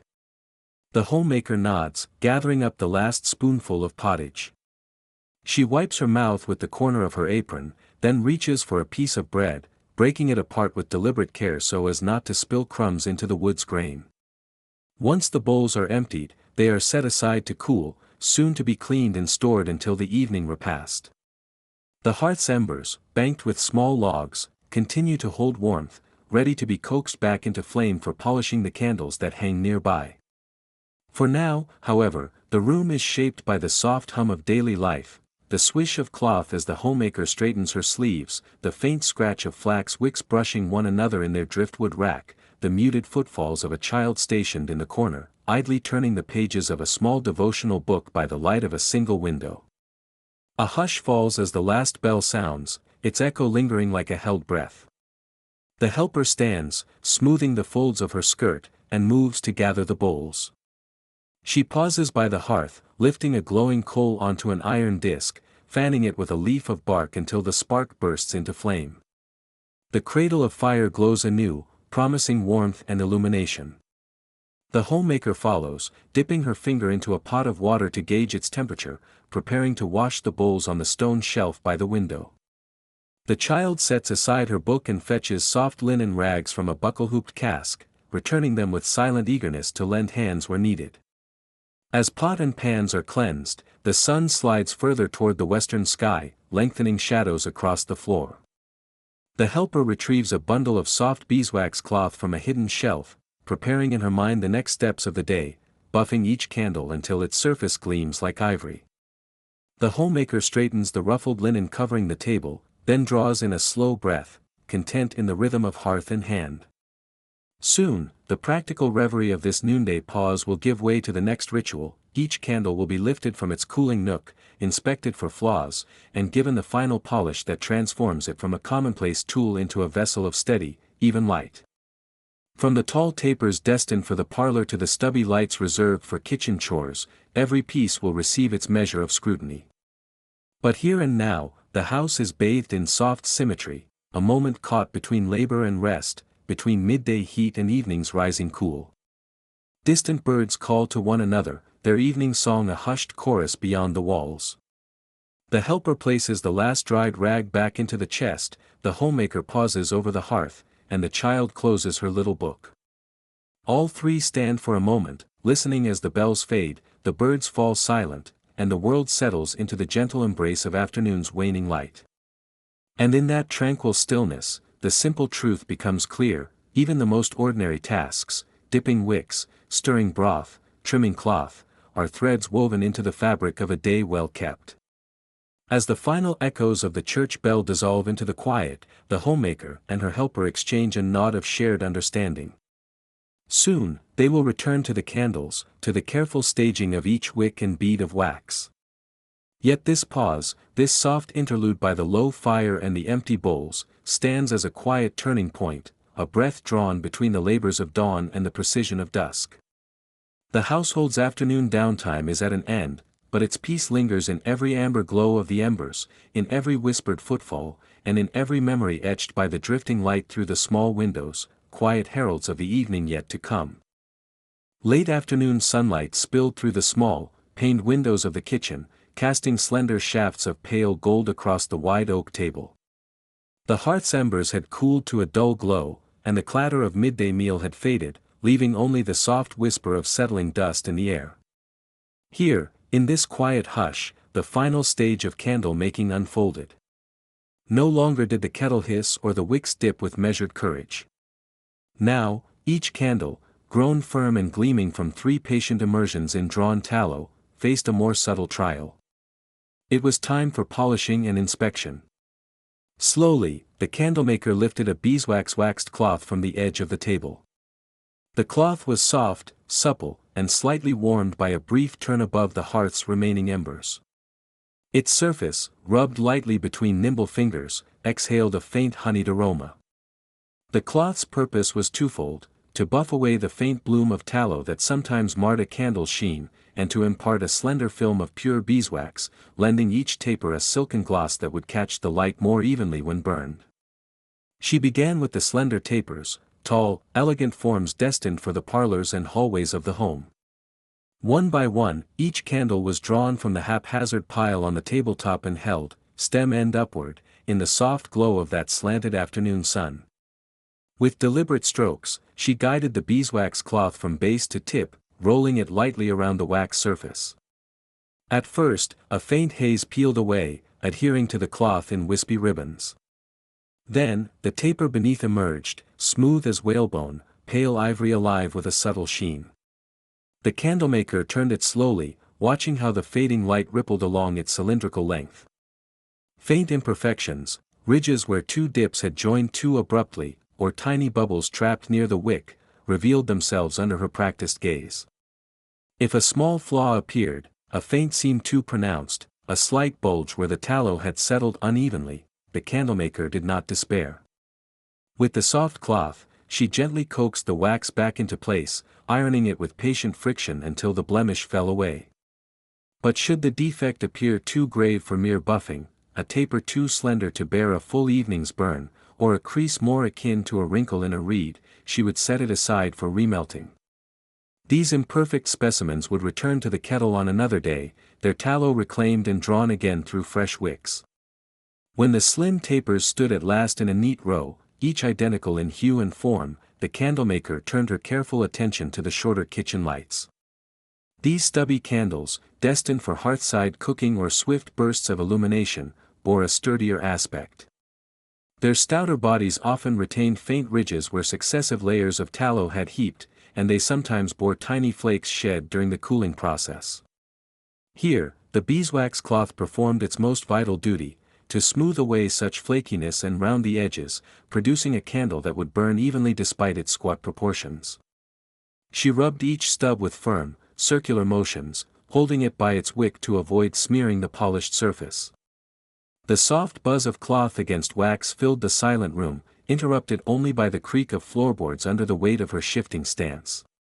As each kitchen light emerged glossy and seamless, she laid it upon a separate board, grouping them by height and girth. The tallest of these thick tapers had already been claimed for the hall, the sturdiest stubs would live by the hearth, ready at a moment's notice to chase shadows from the pot shelf or guide a sleepy hand to the pantry door. Beyond these 2 principal groupings, the candlemaker paused to inspect a third assembly of odd shapes and sizes.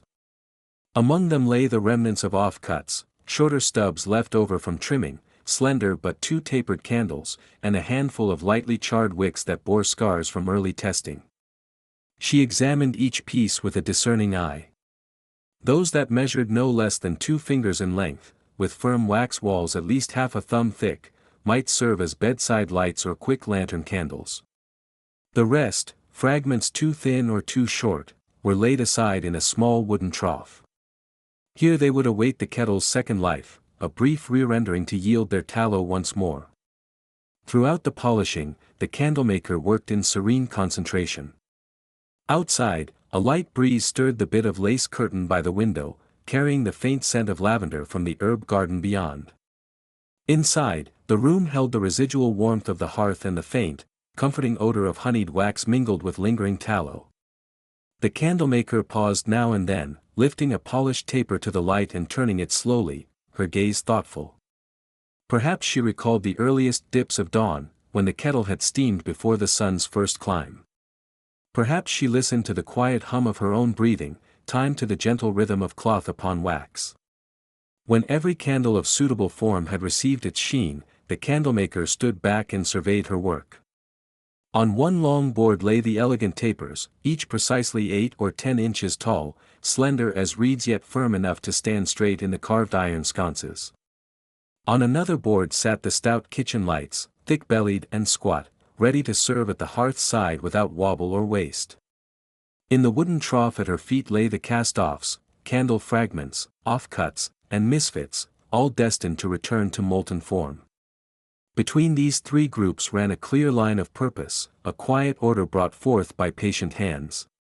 With a small knife, the candlemaker trimmed the wicks one final time. She cut each strand to a length just sufficient to catch a light easily, but short enough to avoid heavy smoking. A gentle flick removed any stray fibers, leaving a neat stub of braided flax poised above the polished wax. These trimmed wicks gleamed like threads of silver against the pale candle bodies, ready to draw the tallow into their core. Finally, she arranged the boards along a low shelf by the hearth, grouping candles by size and purpose, hall tapers nearest the doorway, kitchen lights beside the pot rack, bedside nibblers in a corner ready for later tasks. Each candle's placement was deliberate, a part of the household's silent choreography. In their new positions, they awaited evening's descent and the tasks that came by flickering light, darning stockings, reading letters, stirring porridge, or easing a child into sleep with a soft glow beside the bed. As the candlemaker stepped back, the room felt hushed with contentment. The polishing and inspection had reached their close, leaving the candles not merely objects of wax but artifacts of care, each one shaped by rising steam, by patient dips, by gentle buffing. They stood ready now, companions to the household's hours of labor and rest, their smooth surfaces promising even flames and steadfast illumination. Beyond the door, the afternoon waned toward evening. The next chapter of the day would call, setting candles for chores, arranging them in sconces and lanterns to guide the household through dusk's quiet hours. But for this moment, all was still. The polished tapers and stubbier lights rested in calm rows, the beeswax cloth lay folded and spent, and the candlemaker allowed herself a single, satisfied breath. In the soft hum of settling dusk, the glow of fulfilled labor lingered like a promise, ready to be kindled once more. Morning's labor has passed and midday's simple meal has been cleared away. In the gentle hush that follows, the house falls into a kind of readiness. Every beam, every floorboard, every corner feels poised, the day's work is half done, and now the hours of waning light will call once more for steady hands and quiet resolve. From the hearth's last warmth to the paling sun at the slit of the western window, the household prepares its silent sentinels, candles, to guide each task and guard each room against the creeping dusk. The baker's wife, having spent the better part of the afternoon polishing and inspecting each taper, now moves slowly through the main hall with a low, careful step. Her linen skirt whispers against the broad oak planks, and the scent of beeswax still lingers upon her fingertips. In her hands she bears a row of slender tapers, tall, smooth, and unblemished, each one an unspoken promise of gentle illumination when night arrives. She pauses beneath the arch that leads to the north passage, where iron sconces wait like empty cradles. The sconces, wrought by the village smith, are simple loops of cold metal, secured by stout nails driven deep into the beam. Their shapes are familiar, a bent arm, a slightly upturned lip to catch drips, a heavy ring at the back to hold each candle securely. With a practiced motion, she slides the first taper into its cradle. The wick, trimmed even and neat, protrudes just so, neither too far, lest it smoke, nor too near the tallow, lest it burn too fiercely. As she straightens, she glances down the hallway. It is a corridor of shadows and angles, pierced only by the pale light of a small window on the landing. By evening, this space will host the comings and goings of children racing to fetch water, of stable boys carrying pails of milk, of the schoolmaster's knock announcing an urgent message. For now, the candles stand empty, their smooth shafts pale against the dark metal. She lifts another taper and moves toward a narrower corner beside the old spinning wheel. There, where a humble stool awaits the gentle hands of the household helper, stubby candles will serve for evening chores, winding yarn, mending torn cloth, sorting through bundles of flax. These candles are shorter, plumper, bodies built to stand firm upon a simple tin dish or to be held aloft by a steady grip. Their bases bear the faint finger marks of trimming, a slight ridge where each successive dip in tallow ended. She places one by the wheel, then another, spacing them evenly on a carved wooden shelf that brackets the wheel's frame. Even now, she can almost hear the soft creak of the wheel's treadle, the whisper of spun thread looping round the bobbin. She sets the stubby tapers so that their flame, once lit, will fall upon the spinner's hands without flicker, without dancing mischief. The arc of light will fall just so, illuminating the fine lines of flax fiber as it twists into yarn. From there she moves into the chamber that serves both as guest room and chamber for newly woven cloths. A small oak table sits near the bed, its polished top still cool from yesterday's sun. Here, she leaves a pair of slender tapers, meant for bedside comfort when the household lies down, but also, in case of some late-hour emergency, to burn low and long through the night. These are the pairs she inspects most carefully. Their wicks have been bound extra tight to avoid soot, their sides burned straighter for a steadier glow. She arranges them side by side, their bases nested in shallow saucers turned from clay, the rims dark with soft wax residue. In each placement, her hands work with the same deliberate care she applied when dipping, when cooling, when polishing. She shifts the sconces slightly so that each candle rests exactly upright, ensuring that no stray angle will send a trickle of tallow down the iron arm. She wipes away a fingerprint or a chip in the wax. Each moment is slow, painstaking, and entirely absorbed by the simple, unhurried rhythms of an 18th-century home. The house itself seems to exhale as the last candle finds its place.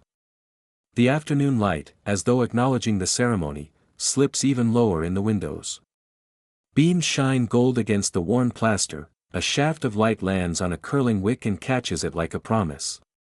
Somewhere beyond the door, a hen clucks softly, while the far fields sigh with late-day breeze. She steps back into the hall, counting her placements one by one, the pair in the sconces, 2 by the spinning wheel, the bedside pair. 6 candles in all, each destined for a particular chore, a particular small vigil. In the days to come, each will be lit when needed, to guide the weary helper finishing a mending stitch, to brighten the path when the schoolmaster arrives with late word, to give comfort by the pillow when an unwell child calls through the night. By placing them now, with forethought and care, she stands ready for any task the shadows might bring. A hush falls upon the rooms, an interval between busy labors and the hush of evening's ritual. She snuffs the lone candle that still burns low upon the mantel, letting the smoke drift upward in thin, curling eddies. Then, drawing a soft breath, she returns the candle snuffer to its hook by the hearth and trims her own wick, an unconscious echo of the trimming she did at midday. Beyond the hearth, the household stirs to the silent cue. The children pause in their play, the stable boy lingers by the back door, even the cat, now stretched on a fallen rag by the hearth, lifts her head as if sensing the night's approach. All are drawn, scarcely realizing why, to those unlit tapers poised for service. For in an age without lanterns or lamps fueled by oil beyond tallow, it is these candles, simple, austere, every one hand-dipped, cooled, dipped again, that stand between light and dark. By placing them now, before the final dip of dusk, the homemaker ensures that every corner of the house will be touched by flame when it is needed. A faithfulness of hand begets a faithfulness of light. She takes one last look around the hallway, the spinning room, the bedchamber. Each candle stands upright, each wick trimmed, each holder ready. In their silent rows, they resemble a gathering of quiet watchers, ready to do their small part. With that, she retreats to the hearth once more, where the day's last embers await her tending. And so chapter 13 ends in the soft half-light of anticipation. The candles are set. The chores of evening, mending, feeding, guiding, will be carried out under their faithful glow.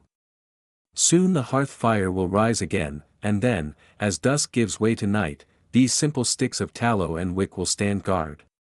But for now, the home is at rest, held in the gentle promise of the light to come. With each taper placed in its appointed niche, the household stands ready. And in that readiness lies the quiet comfort of an 18th-century hearth, prepared, attentive, and at peace. A hush settles over the hearth-lit kitchen as dusk deepens beyond the curtained windows. The household's steady rhythm has slowed, fires have burned down to glowing embers, and the day's labors drift toward their close. In the soft, half-light, the homemaker pauses before the long line of candles already set for chores, her careful eye tracing the scrolling patterns of wax and wick. These light-bearers stand ready for every corner of the home, yet one last task remains, the evening dip for emergencies. The smaller iron kettle, long cooled from its midday work, is fetched from beneath the wide chimney-piece. Its surface is dark with soot along the rim, and within it lie only a few scraps of tallow, trimmed from earlier dips. The helper carries it on a trivet, careful not to jostle the glowing coals still nestled in the hearth. In this gentle encounter of warmed iron and lingering heat, the scraps of firm, creamy fat begin to soften, releasing a faint sizzle that stirs both comfort and purpose. The room seems to breathe with that quiet hiss. Shadows crowd the corners, pressed back only by the glowing coals and the soft light of the few tall tapers already placed in their wall sconces. The air is cool enough to carry the faint scent of rendered fat, moss-sweet wood smoke, and flaxen wick fibers. In moments like this, every small sensory detail feels amplified, the curve of the beams overhead, the distant toll of the church bell, the sliding hush of steps on the flagstone floor. Standing at the workbench, the homemaker uncoils a length of short, stubby wicks freshly measured for pocket lights. These will be slipped into coat pockets for anyone who must venture into the late hour, a midwife called by urgent summons, a wayfarer lost on the lane, or simply a handmaid sent to draw water from the well beneath the pale moon. Each wick is 9 inches long, twisted from flax with care to burn clear and steady. They are laid in a neat row upon an oiled plank, ready for their final baptism in the golden fat. The kettle's few tablespoons of tallow have fully liquefied now, tinted the hue of late summer straw. With practiced skill, the homemaker tilts the iron a hair to let a shallow pool collect at one side. In that mirrored surface she sees the flicker of the coals beyond, an invitation to transformation. Taking up the first wick with rust-streaked tongs, she steadies it above the pool. The tip of the wick touches the fat, submerging briefly, then is drawn out with a smooth, confident motion. A thin film of wax coats the fibers before it cools in the cooler air of the room. Each dip takes only a breath, yet carries within it the patient promise of readiness. There is no hurry, yet no dawdle. The wick enters, swims in the sheen, and emerges, dripping damp rivulets that slide down to form little beads of wax. Those beads crystallize at once, white and matte against the darker shaft of flax. The helper watches for any globs that might spoil the slender line, wiping them away with a scrap of linen. Even so, a small drip may remain, a tender imperfection quickly corrected before the next dip begins. As the second and third dips follow in succession, layers accumulate. The once narrow wick thickens into a stubby column, each coat sealing in the previous layer, smoothing out irregularities. Between dips, the candles rest in a shallow rack carved from ashwood, each slot curved just enough to cradle them as they turn cold. In the flicker of the last firelight, they gleam like pale bones, ready to be claimed at a moment's notice. Pausing, the homemaker lifts one nearly finished bit of candle and holds it close. She inhales the faint fragrance of rendered tallow mingled with linen and ash. She turns it so the light strikes every side, inspecting for thin spots or hollows. A quick flick of a knife blade trims any stray fibers. A brief rub with dry cloth smooths the edge, sealing the wick in its wax sheath. This small object, barely the length of her forearm, contains within it the power to calm darkness and guide weary feet. With each candle completed, she moves silently to the sideboard by the door. Here, in a shallow basket lined with wool, the pocket lights are gathered. A pair for the front entrance, where late visitors may enter without fumbling through halls. A set beside the chamber door of the head of household, should he rise after midnight on business of ledger or law. A couple more by the back stairs, where the milkmaid's booted tread might echo on the stone. Each light is nestled point down, aspect to the door, as though poised for instant departure. Outside, the wind stirs in the hedgerow beyond the window. The first stars appear in the pale sky, burning coolly against the faint glow of dusk. It seems as though all creation is holding its breath in that moment, waiting for the household to finish this last humblest of tasks. The candlemaker straightens, smoothing her apron, her hands faintly streaked with soft white wax. For in these small tallow lights, she has fashioned a bulwark against the unexpected. The household helper returns the iron kettle to the hearth, stoking the embers only to let them wink steady once more. No grand blaze, just enough spark for the morrow's needs. Then, together, the two women step back to survey their work, a dozen or so stubby candles, each anointed by the evening dip, arranged at every threshold and resting place. It is a modest array, yet in the hush of the gloaming it appears almost regal, a silent guard poised for duty. Here at the close of day, the chores of candlemaking complete their final turn. The evening dip for emergencies seals the household's readiness against sudden summons or unseen hazards. With the last ember stifled and the final wick corrected, the kitchen's calm returns. The fire is banked low. The walls exhale the gentle warmth of a day well turned. In this place of hearth and careful labor, the quiet vigil is kept not by watchman nor dog, but by the waxen sentinels made by patient hands. Soon, the chapter of night falls fully on the house. The small candles, tucked at the door, whisper their promise. Should any soul rise or arrive before dawn, these humble lights will answer the call, guiding them safely through the dark. And so the household breathes easy, sheltered by the soft trust that in every threshold stands a tiny beacon, born from tallow, flame, and steadfast resolve. Thus ends the evening dip for emergencies, and in the lingering glow of its purpose, the story of candlemaking gathers breath for the next chapter's unfolding. The afternoon shadows lengthen against the heavy wooden shutters as dusk settles over the simple home. A quiet hush falls upon the hearthside, broken only by the faint crackle of dying embers and the soft rustle of wool skirts brushing against the rough stone floor. Outside, the last vestiges of daylight slip between the tall oaks, painting the yard in muted gray tones. Within the kitchen and parlor, the household pauses for a moment of stillness. All through the day the slow labor of candle making, stoking embers, melting tallow, dipping wicks, and polishing each taper, has been carried out with methodical care. Now, at this hour when light begins to abandon the room, the fruits of that patient work are made ready to banish the gathering shadows.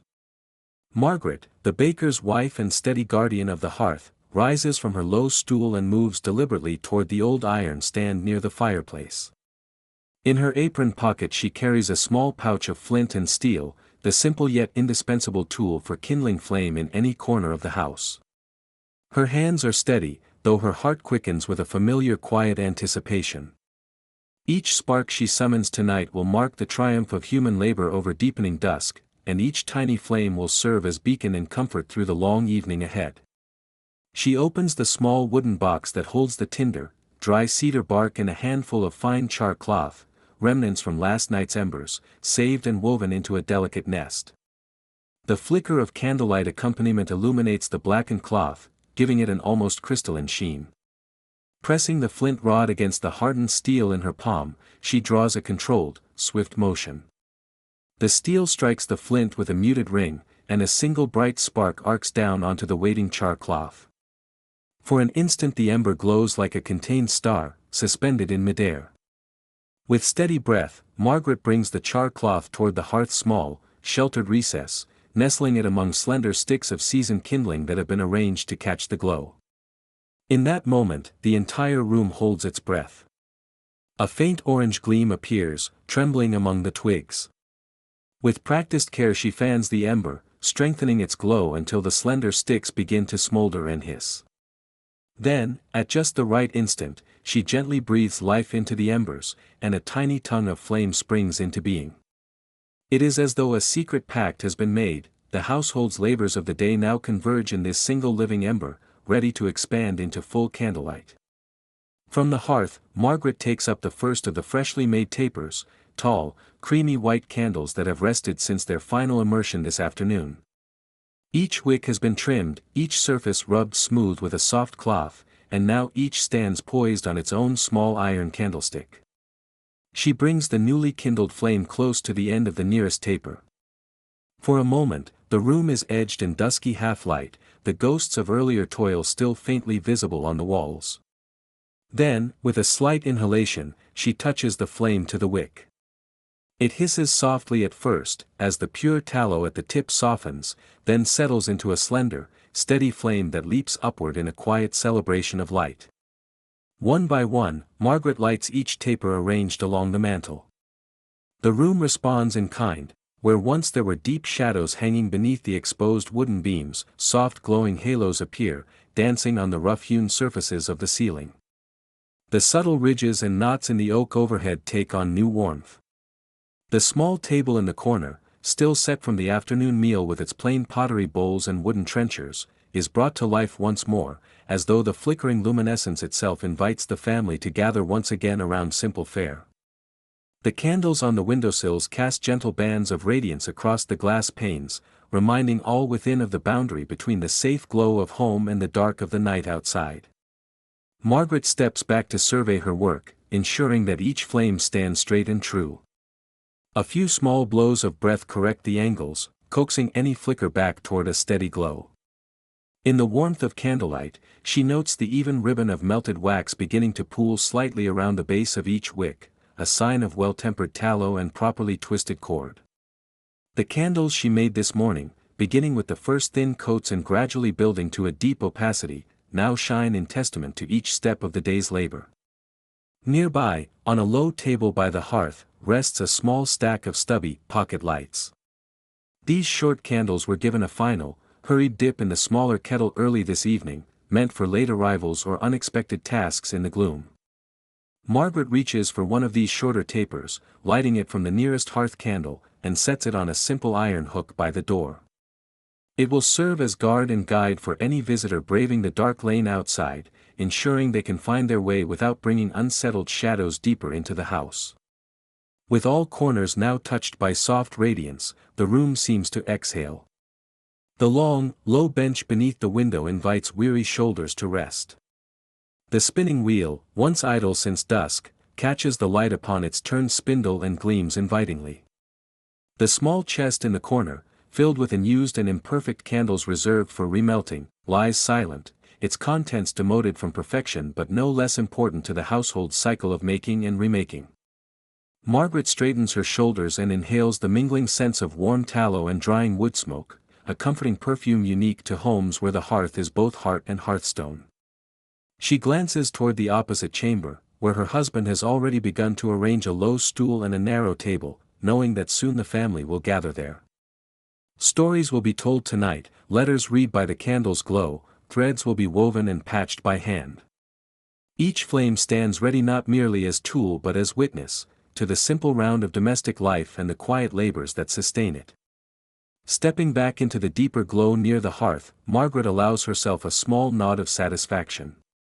The day's careful work of rendering, dipping, trimming, and polishing has come home to rest in these flickering flames. As she draws her shawl more closely about her shoulders, the promise of the next hours lingers in the warm light, hours of reflection, of hushed conversation, and of the shared comfort that only well-made, well-tended candles and the hearth they serve can bring. And so, with the first home flames now fully alight, the household settles in, ready to embrace the gentle hush of evening with gratitude for both labor done and light earned. The last glow of sunset had finally slipped beyond the western hills when the family gathered near the hearth, their faces warmed by the soft radiance of the newly dipped candles. Each slender taper stood erect in its iron sconce or simple clay holder, the multiple points of light flickering gently against rough-hewn beams and plastered walls. The room held a hush born of contentment, no ember hissed too loudly, no floorboard creaked with urgency. In this moment, the household paused, allowing the slow rhythm of candlelight to govern their thoughts. A small wooden bench, worn smooth by decades of service, sat just beyond the hearth's immediate heat. There the youngest daughter, Eliza, settled with her legs folded beneath her skirts. Before her lay a neatly bound volume of letters, handwritten missives from a grandmother long since passed, each page an artifact of affection. She tilted the candle slightly, striving to catch the wax dribble's path but not scorch the fragile paper. The flame wavered at the wick's tip, casting dancing shapes upon Eliza's brow as she read aloud in a soft voice. Her mother, sitting on a low stool opposite, listened between the crackles of burning wood. Each peal of laughter or gentle sigh from Eliza found its echo in the quiet nod of her mother's face. Beyond them, the household cat stretched on the flagstone floor, content to sleep through the mild commotion of turning pages. Above all, the scent of warmed tallow clung to every surface, the subtle, earthy perfume mingling with older pine smoke that drifted through an opened flue. Not far off, the old grandfather chair held venerable Master Whitford, whose posture remained impeccably straight though his hair had whitened and his hands grown fine-lined. He cleared his throat and beckoned Eliza's mother to fetch a second candle. Carefully, the younger woman lifted a stubby dingy candle from a nearby ledge, one saved from last night's emergency dip, and placed it on the low table beside her father. With smooth, deliberate motions, he lit the wick, and the flame flared briefly before settling to a steady dance. "Now," he said, his voice low and measured, "we shall trade stories as our forebears did, by this soft light." He paused, stroking the back of his hand across his chin, his eyes reflecting the shimmer of flame. "There was a winter much like this," Master Whitford began, "when the snows piled high and the roads grew impassable. Your great-grandmother, God rest her, found hidden stores of wax-laden driftwood in the barn loft. She," his tale unfurled slowly, each detail painted by the moving glow, how the family was snowed in, how a lone sheepdog found its way to the hearth door, how humor and industry preserved them until thaw. All the while, Eliza returned to her grandmother's letters between pauses in her grandfather's tale, drawing connections between two generations, two voices speaking across time. She noted phrases of daily chores and quiet joys, discovered lines of longing for home, and laughter conjured when recounting unexpected gifts received at Christmastide.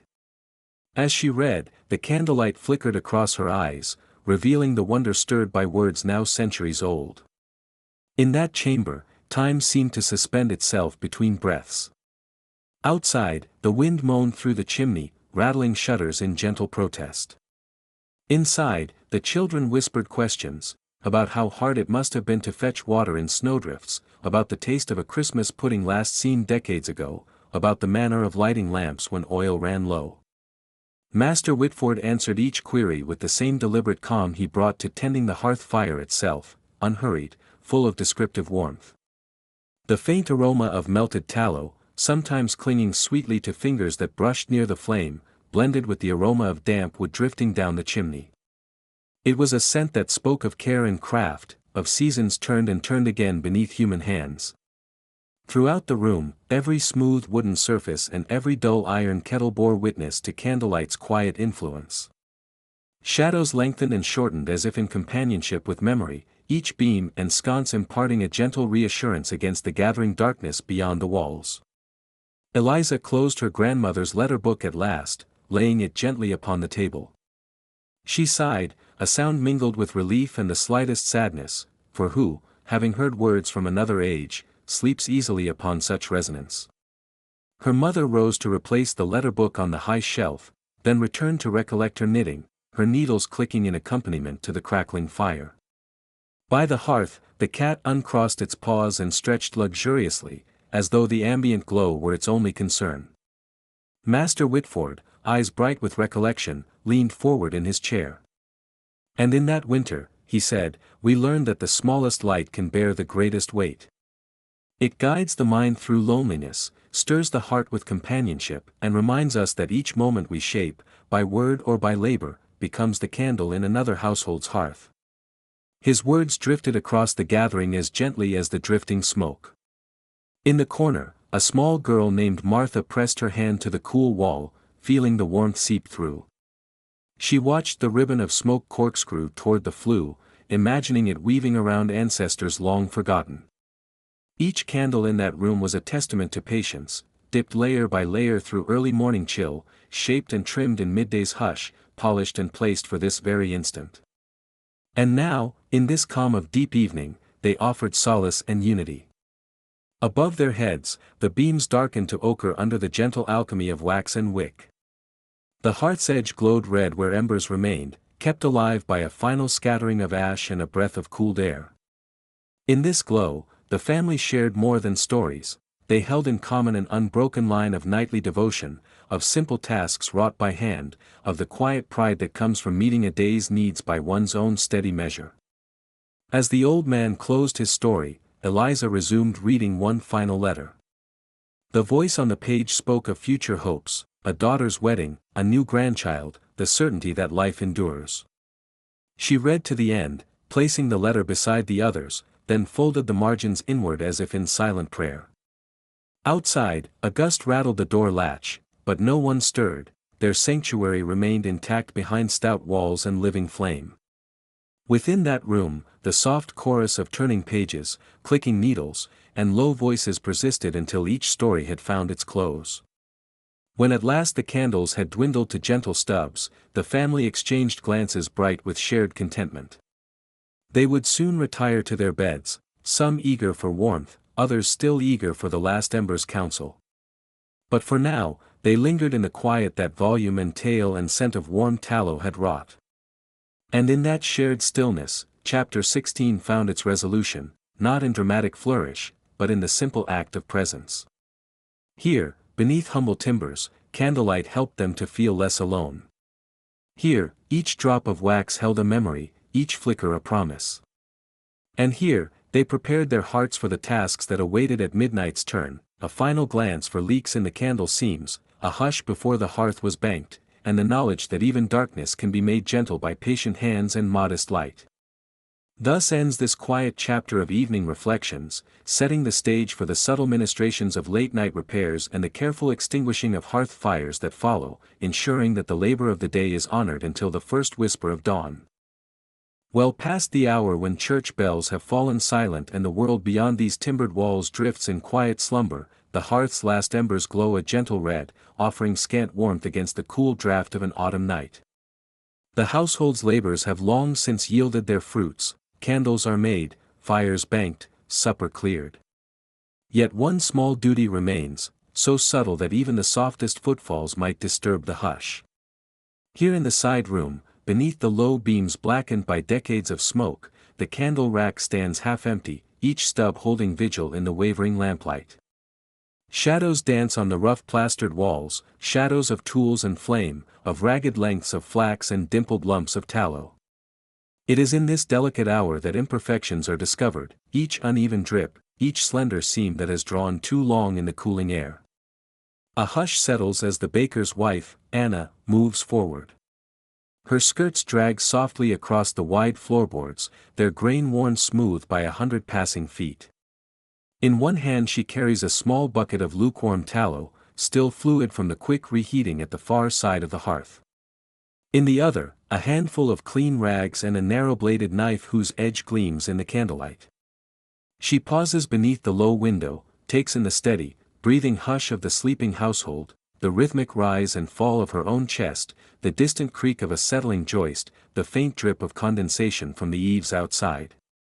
Then her glance alights upon the line of kitchen stubs hanging on pegs near the door.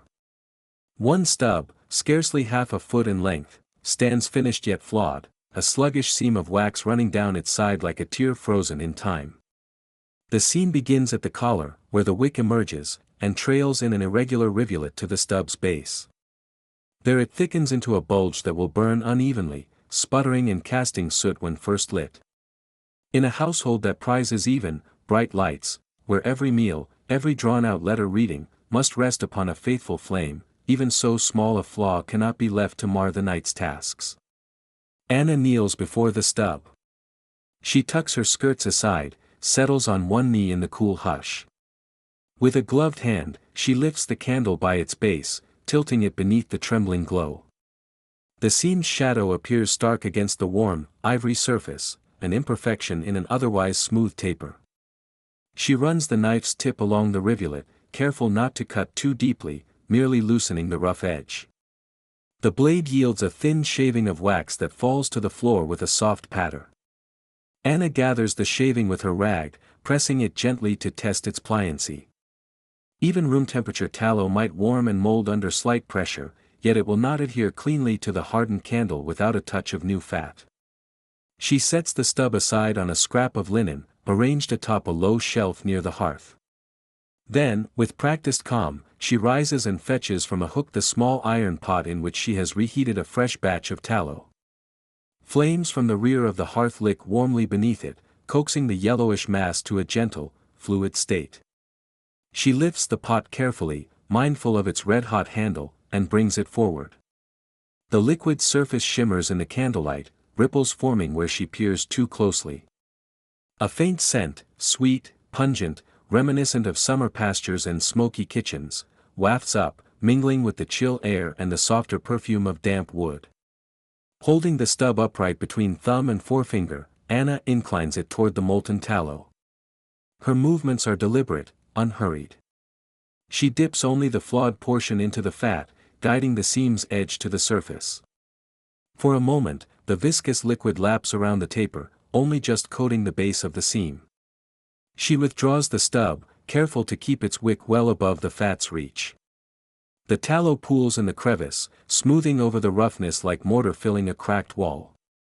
In the dark swirl of her focus, she scarcely notices the small curl of falling ash, the faint snap of wood settling in the hearth. Once the seam is fully submerged and recovered, Anna lifts the stub clear. She holds it at arm's length, allowing surplus fat to slide back into the pot. A single bead of wax forms at the lowest point of the patched seam before dripping softly onto the hearthstone. She presses a fingertip to the bead, spreading it flush against the taper's surface, coaxing the new fat into every tiny crack. This gentle smoothing might warm her skin, leaving a bright trace on her finger, but she does not mind. The practice is as much ritual as repair, each careful motion a guarantee of the steady burn she will command hours hence. As the newly dipped seam firms, Anna reaches for a second stub, one destined for the parlor sconce. It too shows the telltale sign of a long drip, an uneven stripe where tallow pooled and ran cold. Again, the stub moves to the bath of fat, again, she smooths the patch. The rhythm of her hands begins to settle into something like contemplation. She remembers nights from seasons past, the hush of winter, wind rattling the shutters, the hush of summer, cicadas thrumming beyond the window, each night checked by her eyes for candlelight's quiet perfection. Toward the final stub, Anna notices another blemish, a tiny crater where a bubble of air had burst in the last dip, leaving a pit that might catch flame and sputter smoke. This she fills with a small gobbet of fresh tallow, rolling it smooth with the broad side of the knife. The candle's band of flaws is slowly erased, each smoothed patch bringing the taper back to its intended form, straight, opaque, ready to burn with an even, bright heart. But imperfections need not remain on candles alone. The floor beneath her knee is scattered with clipped shavings and minute beads of wax. Left unattended, these can become treacherous, slippery hazards in dim light, or dark blemishes on bright boards. Anna rises once more, takes up a bundle of rags, and dips one into a small pail of warm water at her side. She kneels again, damp rag in hand, wiping each stray bit of wax until the boards are clean and dry. Her motions are methodical, as though performing a silent prayer of gratitude for the household's work, so that nothing in her keeping should mar the peace of the night. In the last few minutes before she halts, Anna steps back to survey her labors. The half-hung rack now holds 4 kitchen stubs, straight shafts of milk-white candle, each free from seams, pits, or drips. On a nearby ledge, 3 parlor tapers lie in neat array, finished to the same standard. The air carries the faintly sweet residue of tallow and damp wood. Beyond the low windows, stars gleam above a sleeping world. With the repairs complete, Anna takes a final measure of care. She extinguishes the makeshift lamp by the hearth with a gentle cover of clay pot, leaves only the hush. Then she replaces the iron pot, rinsed and emptied, upon its hook by the fire, and steps toward the door. Her last gaze rests upon the candles she has tended, small, faithful sentries against darkness. In their perfection she finds a quiet contentment, a promise that come the next hour or the next emergency, these lights will serve without falter. And so, with these late-night repairs accomplished, the household may at last settle into true repose. The hearth, too, will be banked low, the embers covered with ash. The candles stand ready, each a vessel of steady glow, awaiting the dawn or any call through the long hours. In the gentle, still moments before Anna's own bed awaits, she draws a soft breath, knowing that no seam, no drip, no wayward bubble has been left to mar the calm of this 18th century night. And that, in itself, is the measure of a day's quiet labor well done. Long after the household's lanterns were lit and the last flicker of flame had danced beneath patched seams, a hush settled over the parlor, spilling out into every corner of the timbered home. The steady murmur of quiet footsteps on flagstones mingled with the faint creak of settling beams. At the heart of the room, the hearth, once roaring with midday warmth and used for late-night repairs, showed only stubborn embers, dull orange coals huddled beneath a ring of blackened iron, survivors of many hours of devoted service. Now came the ritual of calming that heat, of easing the home into a gentle darkness where sleep might creep in unbothered. The mistress of the house, her kerchief at her throat and her gown gathered neatly at the waist, stood before the hearth's wide mouth. In the dim light of adjacent candles, she surveyed the coals, reading their color as she once read the face of a trusted friend. She caught a slight spark flicker, as though the embers still argued for continued living flame. With a slow breath, she reached for the iron hearth shovel, its handle worn smooth by winters past. Each movement was deliberate and unhurried. This was a sacred, essential task not to be rushed. She slid the shovel beneath the hottest coals, lifting them away from the hearth center, then tilted them gently into a shallow pile upon the hearthstone, stones dark with centuries of ash. The scrape and scrape of metal on stone echoed faintly, a reminder of the wood chopping earlier that day, when the hearth first roared to life before sunrise. Now, that voice of fire was receding. With pockmarked gloves of coarse leather on her hands, she scooped up fine, dry earth from a wooden bucket standing by, its side streaked with clay. The earth smelled of damp moss and root, a contrast to the faint smokiness of tallow and embers. Slowly, she scattered handfuls of earth over the coals, dust motes drifting like tiny clouds in the candlelight. The embers hissed, a quiet, sibilant protest, as the earth smothered their incandescence. A gentle plume of steam rose, curling upward until it dissolved in the cooler air of the room. Occasionally, a tiny spark flared orange before bowing meekly to the weight of clay and grit. No spark would escape these guarding hands. The mistress made certain that not one glowing piece could roll free and find its way to the wooden floorboards, where whispers of flame might leap to new life and turn the night sweet with destruction. Behind her, the household helper moved quietly down a narrow corridor to retrieve a pail of damp river sand. The sand had been gathered earlier that evening, sieved through coarse cloth to remove bark fragments and grit too large for smothering. Drawing close, she knelt and poured the sand in measured quantities atop the embers. A second hiss rose, softer now, like rain on a low roof. The sand sifted through gaps between stones, falling over charcoal and residual twigs, slipping down fissures where coals lay hidden. The helper tapped the pail gently with the handle of a small iron trowel to coax every grain out, ensuring the smothering layer was thick and uniform. In the glow cast by the iron lantern hanging on a nearby hook, the mistress and her helper exchanged no words. Their hands moved in concert, shovel and sand, clay and pressure. A harmony born of practice, of countless late evenings spent in this same chamber, closing the heart of the home against unpredictable night. The hiss of steam, the dull clink of iron against hearthstone, the whisper of sand shifting into ash, all formed a slow, deliberate liturgy to reassure the household that from this point onward, no stray spark would wander into dangerous mischief. Once their work was done, the mistress withdrew the shovel and stepped back. She brushed the back of her hand across her brow, already cool in the shadow of the ceiling beams.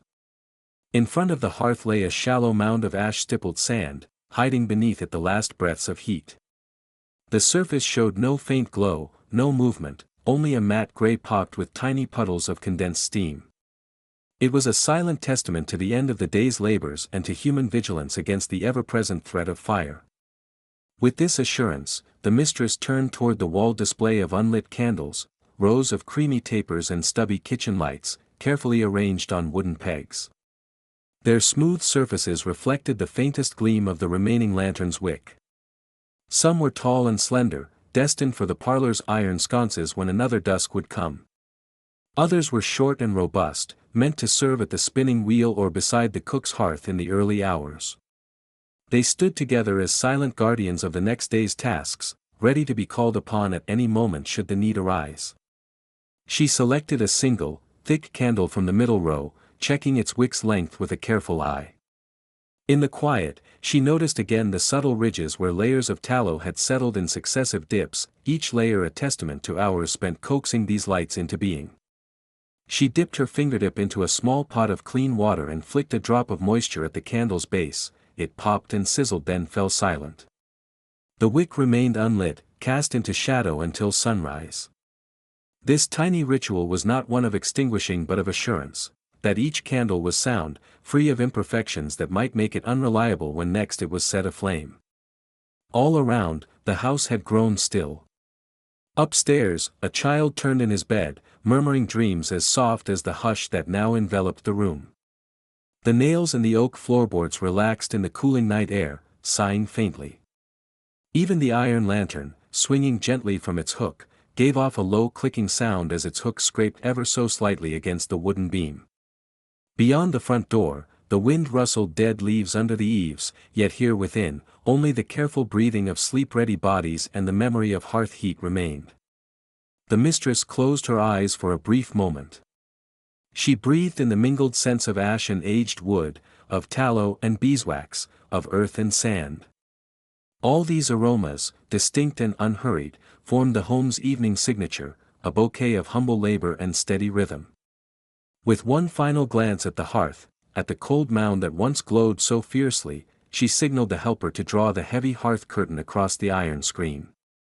The curtain fell into place with a soft rustle, sealing off any stray chill and marking the end of the hearth's active service. Stepping back, the two women shared a nod.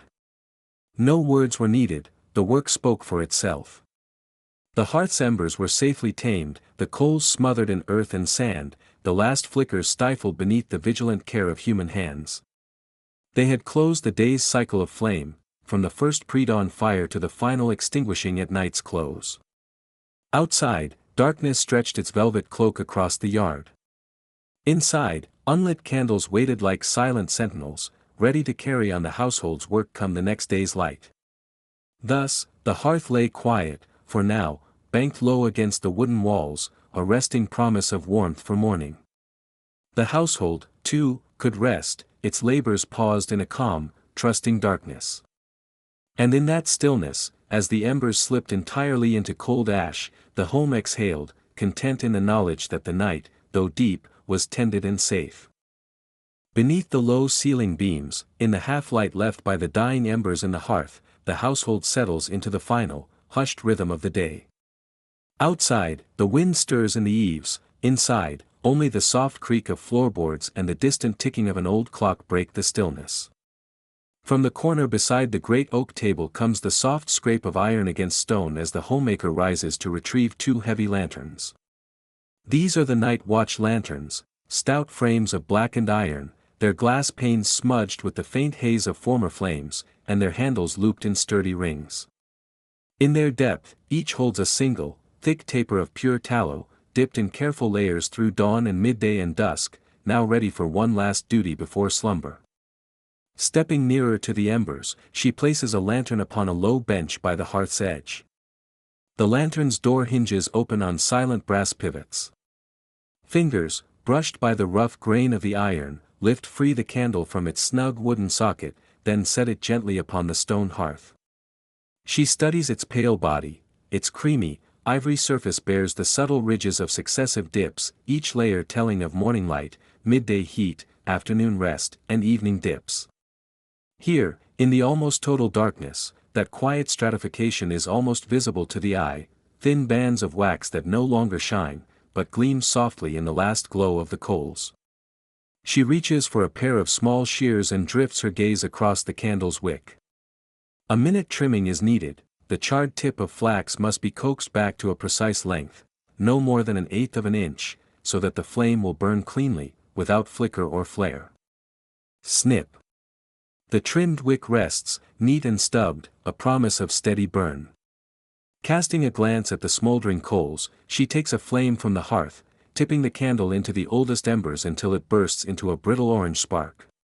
The smudge of smoke curls up around her hands, and she presses the candle's wick into the lantern's socket once more, securing it with a gentle twist. Then she closes the iron door. The glass panes click shut, sealing in that tiny heart of flame.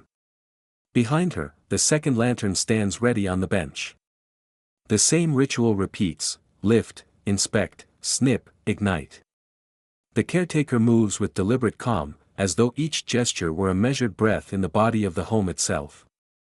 At last, 2 lanterns glow, not with the fierce cheer of many candles, but with a quiet assurance, slender yellow flames that will stand watch through the midnight hours. The household's tasks are complete, the hearth is banked, the family is abed, and only these 2 lights remain to guard the threshold. Carrying the lanterns, she makes her way down the broad hallway. The floorboards yield softly beneath her slippered feet. Along the walls, sconces hold upright tapers made that very morning, yet none will be lit tonight. Instead, the lanterns must hang at the front door, where any honest traveler arriving late may find guidance in this fortress of beams and plaster. Stepping outside now would chill one's bones, for the night air carries a nip that promises frost come dawn. But in the porch alcove, sheltered by overhanging eaves, she finds the iron hook set at shoulder height. She fits the first lantern's ring onto its hook. The second lantern follows, its balanced weight swaying slightly until it settles against the rough wood of the lintel. Here, they will stand sentinel until the household rises again. Before drawing the door tight, she pauses to gauge the lantern's light. From outside, she can just make out their glow, 2 butter-yellow portholes to the inside warmth. The contrast between hearth and darkness is stark, the glass panes hint at the world within, safe and well-lit, even if most of it now sleeps. She places her palm against the cool wood of the door and listens, nothing but the hush of leaves rustling in unseen branches. One might think the whole countryside slumbering beneath a star-scattered sky. Yet in these lanterns, there is a steadfast pulse, an invitation to any who might stumble here in late hours. Stepping back inside, she crosses the threshold and closes the door with a careful click, as though sealing a vow of protection. The hallway returns to shadow, the 2 lanterns keep watch from without, their soft light seeping in through the tiny gaps around the doorframe. A tremor of comfort stirs in her chest. For centuries, families have tended these nightly lights, to guide wanderers, to warn against stray travelers, to ensure that no spark of life is altogether lost in the black of night. She returns to the hearth, brushing a stray lock of hair aside as she stands before the cold ashes. In the center lies the banked coal, covered with a layer of ash that will smolder quietly until morning. Taking a final glance at the room, she notes the unlit candles, rows of tapers and stubs, each resting in wooden racks or iron sconces, waiting for the next day's work. For now, they are still and patient, ready to renew their glow when called upon. Inhaling deeply, she closes her eyes and pictures the slow descent of night across the fields and pastures. In the distance, an owl might call, or a fox slink across a frost-hardened lane. Here, in the shelter of these walls, one watches and listens, knowing that the small lights at the door will fare where a single hearth fire cannot reach.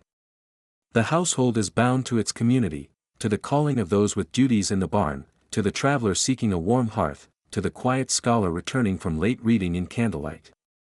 All rely, in some measure, on the steady wick and dripping wax. Her mind drifts briefly to the next morning's tasks, fetching fresh tallow, skimming the kettle, arranging wicks for a new day's dipping. But for this moment, every chore is set aside in favor of gentle vigilance. This is the last ritual of the day, ensuring that these lanterns bear a fine wick, a well-trimmed flame, and a stout body of wax. From their glass-guarded hearth, they will preserve a sliver of warmth and safety until the household stirs again. At last, she moves away from the hearth and toward her chamber. Softly, she treads, careful to disturb neither the sleeping rooms nor the quiet hush of the night watch. Behind her, the walls seem deeper in shadow, the floor cooler underfoot, the world outside darker with the threat of unseen roads. But in that cool dark, 2 lanterns glow with steadfast flame, small beacons entrusted to the care of night and the promise of dawn. And so, with the weight of another day's labors resting easy in her bones, she closes her chamber door, ready to yield to sleep, confident that the tiny lights at her door will stand guard until the sun returns. By the final chime of the bell, the household had settled into a stillness so complete it seemed woven of its own fabric. The hearth's last ember glowed faintly beneath clustered coals, and only the softest rustle of wool draped over the kitchen table stirred against the hush. At this hour, the daily rituals of candle-making lay behind each worn face, each pair of steady hands that had dipped and drawn and trimmed through the waking hours. Now, beneath the low ceiling beams and flickering shadows, the homemaker turned once more to the bench where a small cluster of narrow tapers awaited their final attention. She drew a sharp, well-oiled knife from its leather sheath, braced herself on the smooth wooden plank, and lifted the first candle by its twisted flaxen wick. In the muted glow of the hearth, the taper shone a gentle creamy white, an echo of the pure tallow it bore. With the greatest tenderness, she sheared the wick to a short stub, barely more than an inch of fiber. Each cut was deliberate and unhurried, for the slightest misstep would mar the stub's symmetry and invite uneven burning later on. Shavings of pale wax curled like flower petals upon the plank, and she swept them at last into a small woven basket destined for remelting at dawn's first light. Beside her lay perhaps 30 or 40 of these stubs, all trimmed to the same modest length. One by one she repeated the motion, steady blade, silent breath, delicate gathering of wax curls. In this soft cadence, the rhythm of the day's labors finally slowed to a whisper. She paused between each wedge of wax and measured trio of stubs with discerning eyes, ensuring each taper would stand straight when set alight, that it would drip no more than a tender bead, no more than was necessary to feed its gentle flame. When the trimming was done, she arranged the completed stubs in neat rows upon the sloped surface of the bench. Their slender bodies, clothed in cool white, seemed like rows of sleeping children, waiting patiently for the morrow. With a final glance, she nodded to herself, a quiet acknowledgement of the hours spent coaxing smooth layers of tallow from molten pools into translucent perfection. The hush of midnight served as her only audience. Rising, she stepped toward the old oaken chest that sat in the corner of the pantry. Its lid, bound with wrought iron straps, bore the wear of many seasons. Generations of homemakers had used its capacious interior to preserve both spoils of harvest and the small comforts of winter nights. Tonight, it would hold the household's candle surplus. The stubby remains too short for sconce use but large enough for brief wandering or the watchman's careful rounds. She lifted the heavy lid, and a faint scent of aged wood and dried herbs rose to meet her. Carefully, she placed the stubs side by side in the chest's hushed depths, tucking them into a bed of straw to guard their fragile wicks. She added too the slender tapers that had not been lit this evening, each one swathed in untouched white. As the chest swelled with its quiet cargo, she pressed down gently on the lid, snapped the iron latch in place, and let the hollow echo of the closing would settle into an echo almost like a breath released. With the chest secured, the final task remained, to quell the last spark in the hearth. She sprinkled a handful of cold ashes atop the glowing coals, then dabbed damp clay from the hearth's edge across the stone hearth. At once the ember's amber light dulled and gave way to cool gray. Only the faint glow of coals beneath the ash bed persisted, a promise to morning's fire-stoker that the hearth could be rekindled without ruinous heat. The great iron tripod stood silent, its kettle long emptied of tallow now shining dully in the low light. Stepping back, she surveyed the room one last time. The long table bore the day's scattered tools, the wooden ladle used for skimming foam, the coarse linen cloth through which the fat had passed, the narrow slots of the wick-dryer still lined with flecks of woolen fibers. Through the small shuttered window, a sliver of moonlight found its way across rough-hewn floorboards, illuminating dust motes that drifted like tiny specters in the silence.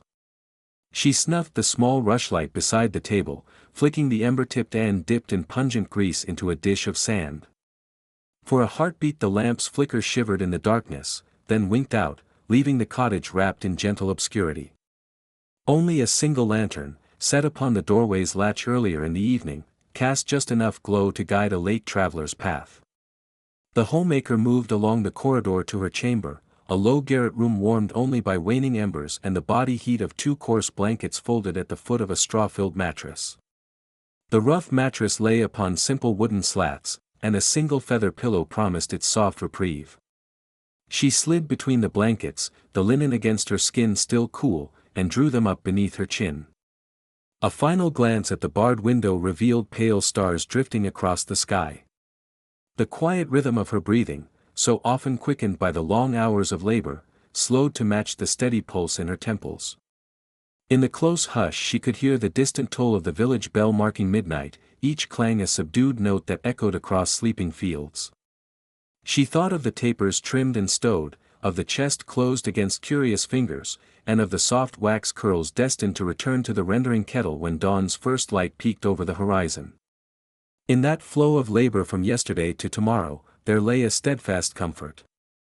As her eyelids closed, she gave thanks for the day's work, simple, unvarnished duties that ensured the hearth would burn bright, that every hallway sconce and bedside lantern would welcome any who awoke in darkness.